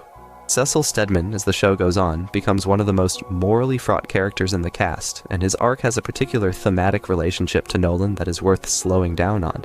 Cecil, like Nolan, is in the business of doing things he believes are necessary even when they are unpleasant. Cecil, like Nolan, makes deals with morally compromised people, because the larger goal of protecting Earth requires it. Cecil, like Nolan, sometimes lies to the people he cares about, and sometimes hurts them in order to do what he thinks his job demands. The show is alive to the parallel. It puts Mark in the position of having to figure out whether Cecil is, in his own way, becoming another version of his father, just in a different uniform. The show does not let Cecil off easy. He makes decisions that are bad. He makes alliances that are dangerous. He treats Mark with a kind of paternal control that, at certain moments, feels uncomfortably like the way Nolan treated Mark in the first season. It is not saying that Cecil is a Viltrumite in human form. It is saying, more carefully, that the temptations of being the person who decides what is necessary do not require an alien empire to corrupt someone, that the Earth has its own version of those temptations, and that the people on this planet who are charged with protecting it are not immune to them. This is one of the show's most sophisticated arguments, and it is woven through every conversation about Nolan after the first season. The point of Omni Man is not that an alien arrived and tried to ruin a good place. The point is that the impulses that produced Omni Man are not unique to Viltrum.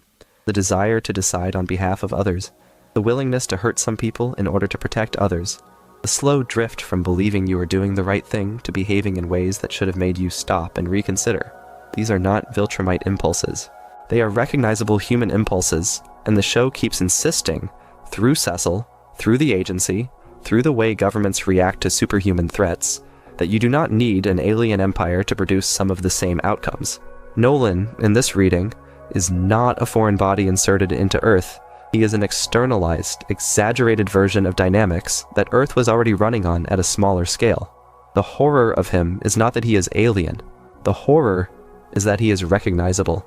The comic versus show comparison is one of the inevitable conversations that comes up around Invincible, and it deserves a careful word, because the channel's job is to deal honestly with which version of a thing it is talking about. The comic, written by Robert Kirkman and drawn over its long run by Cory Walker and Ryan Ottley, is the source material. The show, produced for Prime Video, is the adaptation. The two diverge in places. Characters who exist in the comic do not always make it into the show in the same form. Storylines move around. Some details are emphasized in one version and not the other. The show has, by general acknowledgement of its creators in interviews, taken liberties with the order and pace of certain events, in part because the medium has different rhythms than the comic, and in part because the cultural moment of the adaptation is different from the cultural moment of the original publication. The channel's position is to focus on the show, because the show is what most viewers are likely to be talking about, and to flag, when relevant, that a particular detail is specific to one version or the other. What this means in practice for Nolan is that the comic version of him has done things and gone places that the show has not yet depicted, and that the show may or may not eventually depict in the same form. The principle of the channel is not to spoil the comic.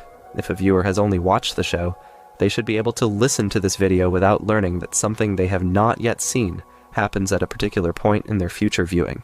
The point of mentioning the comic at all is to acknowledge that it exists, that it is the foundation, and that the show is in conversation with it without being identical to it. The Omni Man of the show is the Omni Man this video is about. The comic informs him without owning him. There is a particular moral question the show keeps circling, and it is the question that gives Nolan most of his weight as a character. It is the question of whether a person who has done something monstrous can ever, in any meaningful sense, become someone else. Most fiction wants to give you a clean answer to that question. Either the villain is redeemed in a triumphant moment, with appropriate music, and the audience is given permission to forgive them, or the villain is unmasked as irredeemable, and the audience is given permission to celebrate their downfall. Invincible refuses both options. It will not give Nolan the clean redemption. It will not give him the clean fall. It keeps him alive in his cell or wherever he ends up next as a person who has done irreparable harm and is also trying, in his small ways, to be different than he was. The show treats this as a more honest representation of what change actually looks like in adult life. The damage does not go away. The trying does not erase it. They sit together.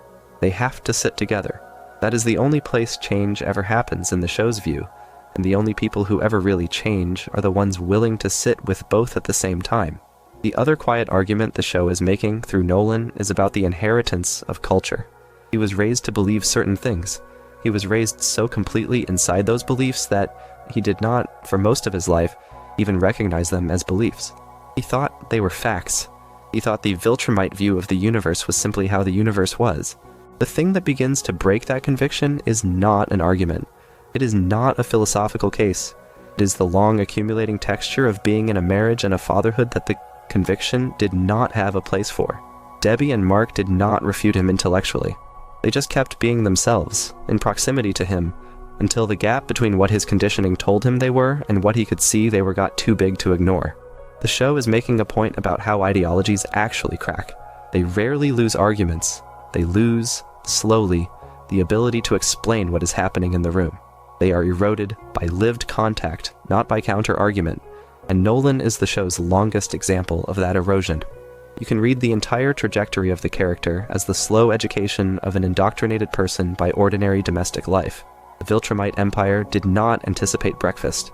It did not anticipate the patience required to teach a child to drive. It did not anticipate sitting in a hospital waiting room. It did not anticipate the small, accumulating record of evidence that human beings are people, in the only sense that matters, and that you cannot live among them for 20 years and continue to see them otherwise without doing damage to your own ability to see anything clearly. The Empire's training had not accounted for the fact that a long undercover assignment among a foreign species is a kind of immersion, and that immersion changes you. Nolan, by the end of his time on Earth, was no longer purely the agent who had been sent.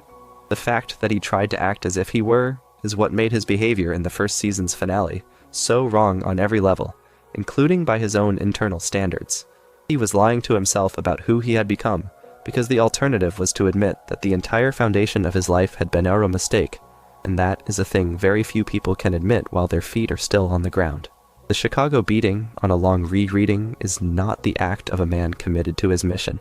It is the act of a man who is panicking, who is aware that something has changed inside him that he cannot afford to look at, and who is trying to bully his own son into a posture that would resolve the contradiction. If Mark had agreed, Nolan would not have had to face the fact that the man he had become did not really want what the Empire had sent him to want. If Mark had agreed, the cover could have collapsed without consequence, because Mark would have become the continuation of the project. Mark's refusal was, in the deepest sense, an indictment of Nolan to himself. The Chicago beating was not the application of his Viltrumite ideology. It was the desperate flailing of someone who knew, somewhere underneath, that his ideology no longer fit him, and who tried, with the body he had been given, to beat the contradiction out of the only person who had asked him to face it. He failed. He left. He spared his son. He spent the next several years, in absentia and in prison, slowly trying to look at what he had been avoiding the whole time. This is, the show seems to argue, what change actually costs. It is not a single big revelation. It is years of mostly private reckoning, in conditions that are not flattering to you, with the consequences of who you used to be still walking around in the lives of people you damaged. It is a process that does not have a finishing line. The show does not promise that Nolan, at any point in his future, gets to put down the weight of what he did. It only suggests that he might eventually get to a place where he is carrying the weight honestly. He does not get to be innocent again. He does not get to pretend the murders did not happen. He does not get to be the husband he was before he became the husband who left. What he gets, if he keeps doing the work, is the right to be the person he is now, including the choices he is making now, including the small daily fact that he is trying to be better than he was. The show treats that as a serious offering, neither too small to matter, nor too large to claim more than the character has earned. The relationship the show has with violence, in its handling of Nolan, is another thing worth thinking through carefully. Invincible is famous for its violence. It is a show in which fights cost. People die in detail. Buildings come down. Civilians are not safe. The animation does not look away from any of it. This is a deliberate choice. The show is making the argument, repeatedly, that the violence of superhero fiction has been, for a long time, too clean, that battles between godlike beings are not, in any honest sense, a kind of action film entertainment, but a kind of catastrophe. By making the violence look like a catastrophe, it is forcing you to feel the human cost of every confrontation. When Nolan beats Mark through Chicago, the show does not let you enjoy it. It does not let it be cool. It uses the bodies of bystanders to insist that what is happening is wrong. That insistence is at the center of the show's relationship with its main character. It is asking, every time he throws a punch, whether the punch was worth what it broke. The visual design of Omni Man himself is doing some of the show's argument before he ever speaks. He is dressed in the colors of an old-fashioned superhero. He has the cape. He has the boots. He has the high collar. He has a mustache that, in any other context, would read as a parody of mid-century strongman aesthetics. The whole costume is calibrated to evoke the kind of golden age image that audiences associate with reassurance and authority. The show is, very deliberately, putting an Empire soldier inside the costume of a Saturday morning cartoon hero. The joke is the contrast, and the writing is not subtle about wanting you to feel it. Every time he flies in to save someone, the visual grammar is the grammar of an iconic protector, and you are supposed to feel, in the back of your mind, the gap between what the grammar promises and what the character is actually doing. By the time he is bleeding among the bodies of the Guardians, the costume has become a kind of indictment in its own right, a reminder that the symbols of heroism can be worn by people who are using them to perform a long deception. The later seasons of the show, as they move further into the Viltrumite War, give you a Nolan who has to operate intermittently outside of his cell, and the way the show writes those scenes is one of its most careful balancing acts. He is, by the time he is allowed out, still a prisoner in any meaningful sense, but the chaos of the war creates moments where his powers and his knowledge of the Empire are required, and where he is, in effect, paroled by circumstance. The show is honest about how compromised that arrangement is. He is not free. He is being used. He is being trusted by people who have very few other options, in the same way that he himself, decades ago, was trusted by Earth because Earth had very few other options. The mirror is uncomfortable. The writing wants it to be uncomfortable. It is not, by any stretch, redeeming him through utility. It is showing you that there are some situations in which his terrible specific skills are needed, and that the people needing them are aware of the cost of asking. Mark's relationship with him during those operational scenes is the central pleasure and the central pain. They fight together sometimes. They strategize together sometimes. They disagree, almost always. The disagreements are not the loud disagreements of the first season's finale. They are quieter, more procedural arguments about how to handle individual situations, about whether to spare an opponent, about whether to risk a particular asset. Nolan's instinct, even after everything, is still partly Viltrumite. He still defaults sometimes to the cold pragmatism of his training. Mark catches him doing it. Mark calls him out for it. Nolan, more often than not, listens. He does not always agree. He does not always change his mind. He listens. The simple act of being a man who hears his son's objection without dismissing it is something the version of Nolan from the first season was incapable of, and the writing wants you to notice the difference without making a speech about it. Andressa and Oliver remain in his life in the loose way that interplanetary distance allows, and the show is patient with the question of what that family configuration is supposed to mean. He has, by any honest accounting, 2 families on 2 different planets, with 2 different mothers, with 2 different sons. He is not always able to be present for either of them. He is, in some real sense, partially absent everywhere he is. The series does not pretend this is a settled or tidy arrangement. Debbie and Andressa do not pretend to be friends. They are not in a soap opera. They are 2 adults whose lives have been shaped by the same man's choices, and the show treats them with the dignity of people who have not asked for that overlap. Oliver and Mark, on the other hand, have a relationship that the show finds endlessly fertile, because they are brothers, in a real sense, raised in part by the same mother, and they are also, by parentage, divided. The story keeps testing the boundaries of that relationship. It keeps asking what brothers owe each other when one of them is more Viltrumite than the other. It does not give you a clean answer, because the question itself is alive, and it stays alive into whatever future the show has not yet shown you. The supporting cast of the show, the wider ecosystem of capes and villains who populate the world beyond the Grayson family, are all, in some indirect way, defined by their relationship to the Omni Man problem. Some of them have lost people he killed. Some of them have benefited from his absence. Some of them have built careers in the vacuum his disappearance left. Some of them resent the way the show keeps coming back to him, because their stories are not less important than his, even if the gravitational center of the larger plot keeps tilting his way. The show is alive to that. It does not let any of its supporting characters become props in the Omni-Man story. It gives them their own scenes, their own arcs, their own moral problems, and it lets the residue of Nolan's existence be one element in their lives rather than the entirety. That writerly discipline is part of what makes the show feel as adult as it does. The main villain is not the whole world. He is one piece of the weather. The weather has other systems in it. Adam Eve, in particular, is one of the characters the show keeps using to think about heroism without making it look like a referendum on Nolan. She is a hero with extraordinary powers, an extremely difficult personal history, and a deep professional connection to Mark. She makes her own mistakes. She has her own crises. She's allowed to be a full person rather than just the girlfriend or sidekick of the boy whose father broke him. The show treats her ethical decisions as theirs, not as a comment on Nolan's by extension, even when those decisions are about violence and about responsibility. The result is that, when she and Mark are in a room together making decisions about how to handle a threat, you are not always reading the room as a junior reproduction of Mark's family drama. You are reading it as two people doing the work of being heroes in a world that does not give them clean options. The show is making a wider point about what heroism looks like when the supposedly most heroic figure in the world has been revealed as something else. The Immortal, for his part, gets one of the show's more morally messy arcs as it goes on, and his complications run parallel to Nolan's in a way that the writers seem to be enjoying.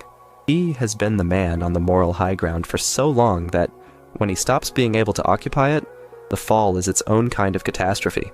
He has been a hero, by some accounting, for centuries, and the question of what that does to a person is one the show is willing to sit with. His choices, in the later stretches of the show, are not always the choices of a person you root for. He has anger he is not always controlling. He has grief he has not always processed. He is, in some ways, an alternative answer to the question Nolan poses. If Nolan is what happens when a long-lived soldier indulges his worst impulses, the Immortal is what happens when a long-lived hero tries, for centuries, to suppress them, and discovers that the suppression has costs of its own. The show is not making either of them simpler than they are. It is using them, together, to draw a picture of what immortality might really do to a person whose ethical foundations have not been carefully maintained. The conversation about Nolan's legacy in the world of the show is mostly a quiet conversation, because the people who have a right to speak about him are often the ones who have the least appetite for doing it in public. Debbie is not interested in becoming a media figure. Mark does not want to give interviews about his father. The agency would prefer not to advertise the depth of its decades-long miscalculation. The Guardians families want to grieve in private. The wider world has had to absorb the fact that the most powerful person on Earth was, for almost 20 years, a sleeper agent of an interstellar empire, and the appetite for ongoing public discourse about that absorption is limited. What you get instead, in the show, is the long quiet of a culture trying to live around an unprocessable fact. There are statues in some places. There are not statues in other places. There are old photographs in newspapers that nobody quite knows how to caption anymore. There are memoirs, written by people who knew him, that argue with each other about who he really was. The show does not dwell on any of this for very long. It just lets you see it in the corners, the way real cultures live around the people who have most embarrassed them. The wider Viltrumite empire, as the show develops it, is also being reframed as something other than the standard galactic villain. The series is interested in Viltrum the way it is interested in any large institution, which is to say, structurally. It wants you to understand how the empire reproduces itself. It wants you to see the training.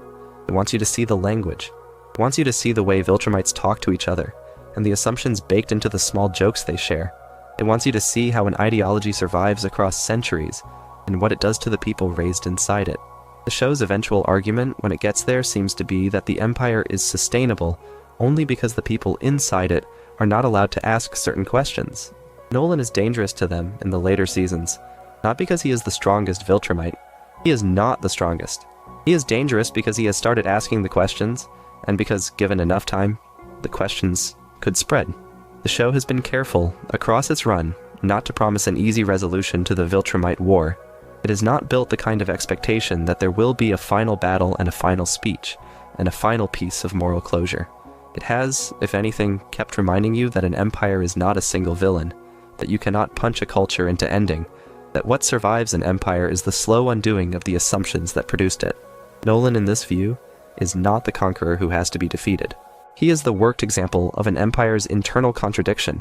He is what happens when the system's most successful agent slowly realizes that the system is wrong, and the show is interested in what he does with that realization, including the parts that will not be tidy and the parts that will not look like victory. The war, in the show's hands, is a long process of finding out what people on multiple planets can do once they have started seeing the Empire as something that can be questioned. The future, for Nolan, the show keeps gesturing at without specifying. He is alive.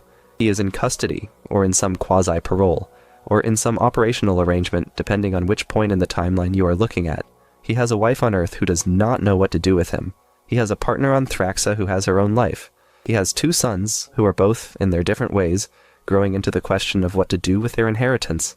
He has an empire that is slowly losing its grip on his cooperation. He has a planet, Earth, that he once tried to deliver to that empire, that he then tried to escape from, and that he, by an uncomfortable accident of history, may end up trying to protect. He is a man in the middle of a long, painful process of finding out what he is for, and the show, in its patient way, does not seem inclined to finish that process for him before he has done the work himself. It is worth saying, in the spirit of the channel's promise to be honest about uncertainty, that none of us know exactly how the show is going to handle his final story. There is plenty of comic material that suggests possibilities. There are interviews in which the show's creators have hinted at certain shapes. There are leaks of varying credibility that fans like to discuss. The honest position is that we do not, at this point, know. We know the trajectory the show has put him on. We know the kinds of choices he has been making lately. We know the texture of the relationship he has rebuilt, in small, painful increments, with his son. From that, we can guess. We cannot do more than guess. The show may decide to give him a death. It may decide to give him a long, slow continuation of the work he has begun. It may decide to give him a confrontation with the Empire that costs everything he has left to give. The shape of his ending is, at the moment this video is being written, not yet visible, and we should not, the channel believes, pretend otherwise. What is visible, and what feels safe to say, is that whatever happens to him, the show has done one of the more careful jobs in recent animation of building a character who could carry the weight of an ending.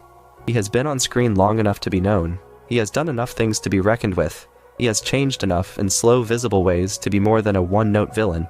Whatever final scenes the show eventually gives him will land on a character whose arc has earned the landing, and that is a rare gift in a genre that often spends more time on costume design than on the inner architecture of the people in the costumes.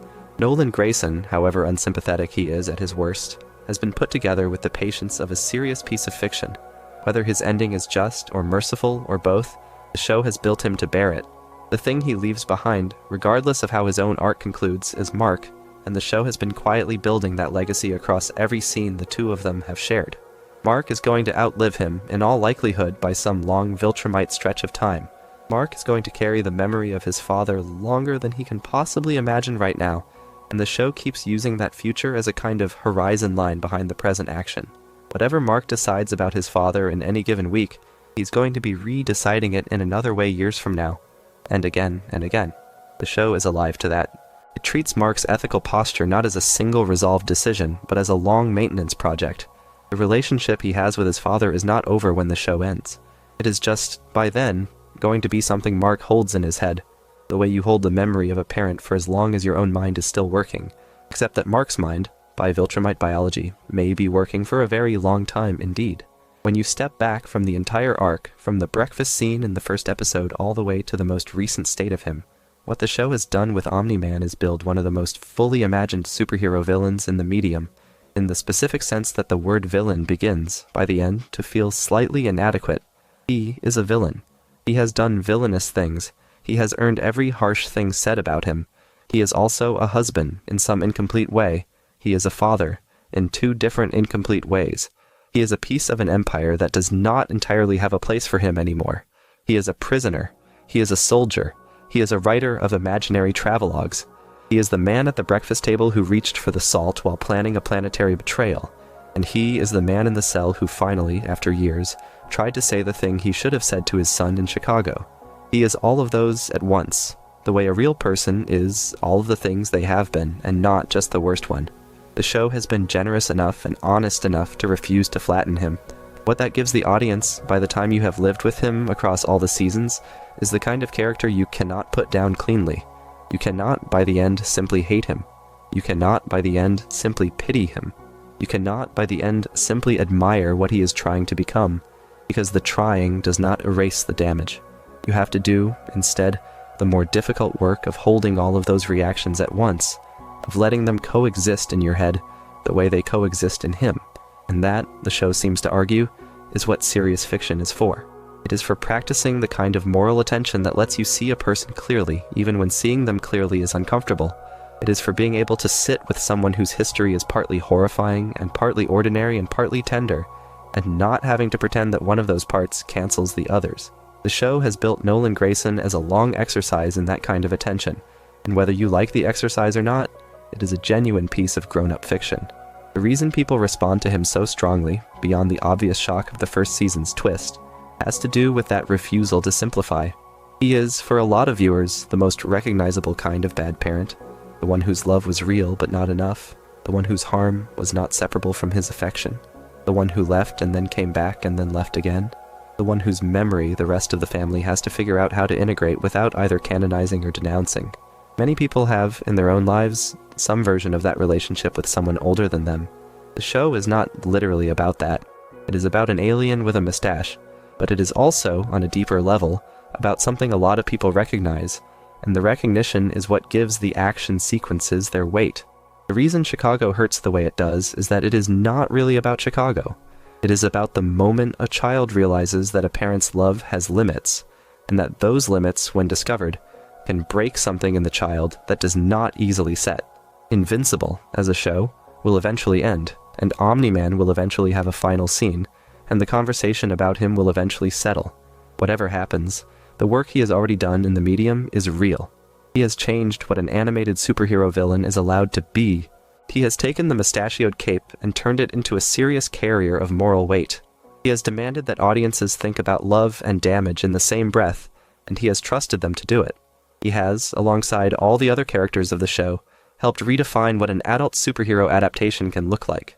He is, by any reasonable measure, one of the more important figures in the recent wave of comic adaptations. And he is also, more quietly, just a man at a kitchen table who never quite figured out, in time, how to be the husband and the father and the soldier he had been asked to be all at once. That is the long shape of his story, as the show has given it to us so far.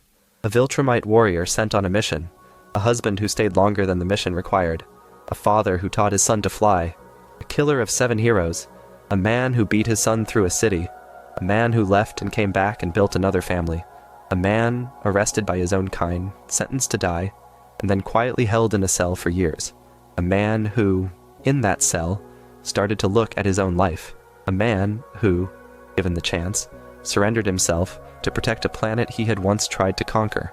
A man who is, by the end of what we have seen, neither the hero he pretended to be, nor entirely the monster he revealed himself to be.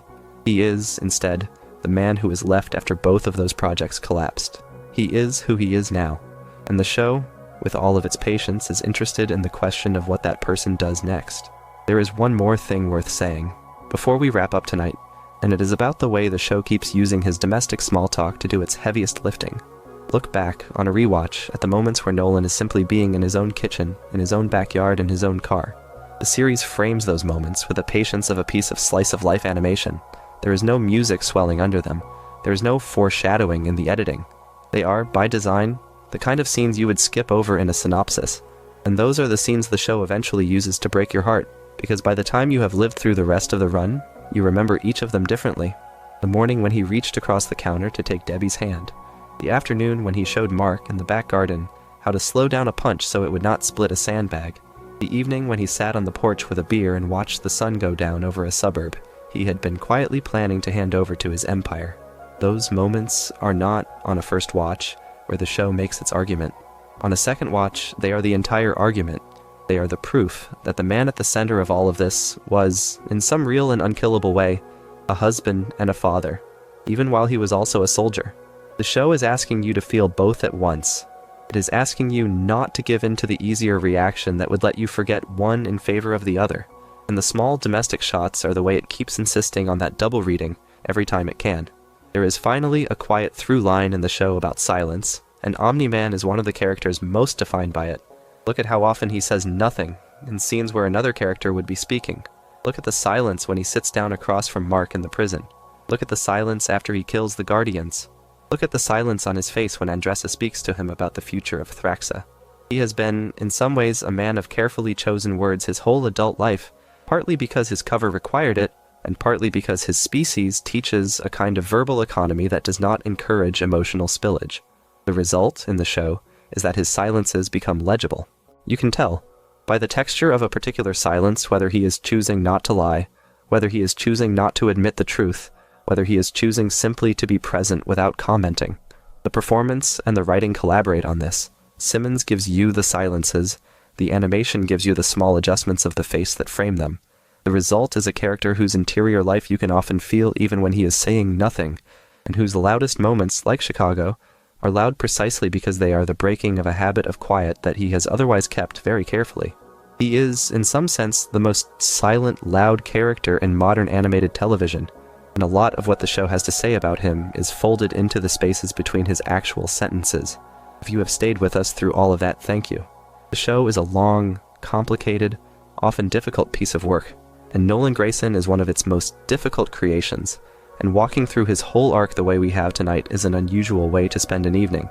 The hope behind videos like this one is that the walking through is its own kind of pleasure, that the slow unfolding of a character you thought you already knew can be a quiet companion at the end of a long day. We try to make these videos so that they hold up to attention if you're giving them attention, and so that they do not jolt you awake if you are not. The shape of Nolan's story, we think, lends itself to both kinds of listening, because it is, at heart, a story about a person trying to figure out what kind of person they are going to be next, and that is one of the oldest stories there is, even in a show about a man who can fly. Invincible, more broadly, is going to keep being talked about for a long time. It is one of the more confident adult superhero shows of its era, and it has spent its run earning that confidence by taking the moral questions of its source material seriously, and finding new visual and emotional ways to dramatize them.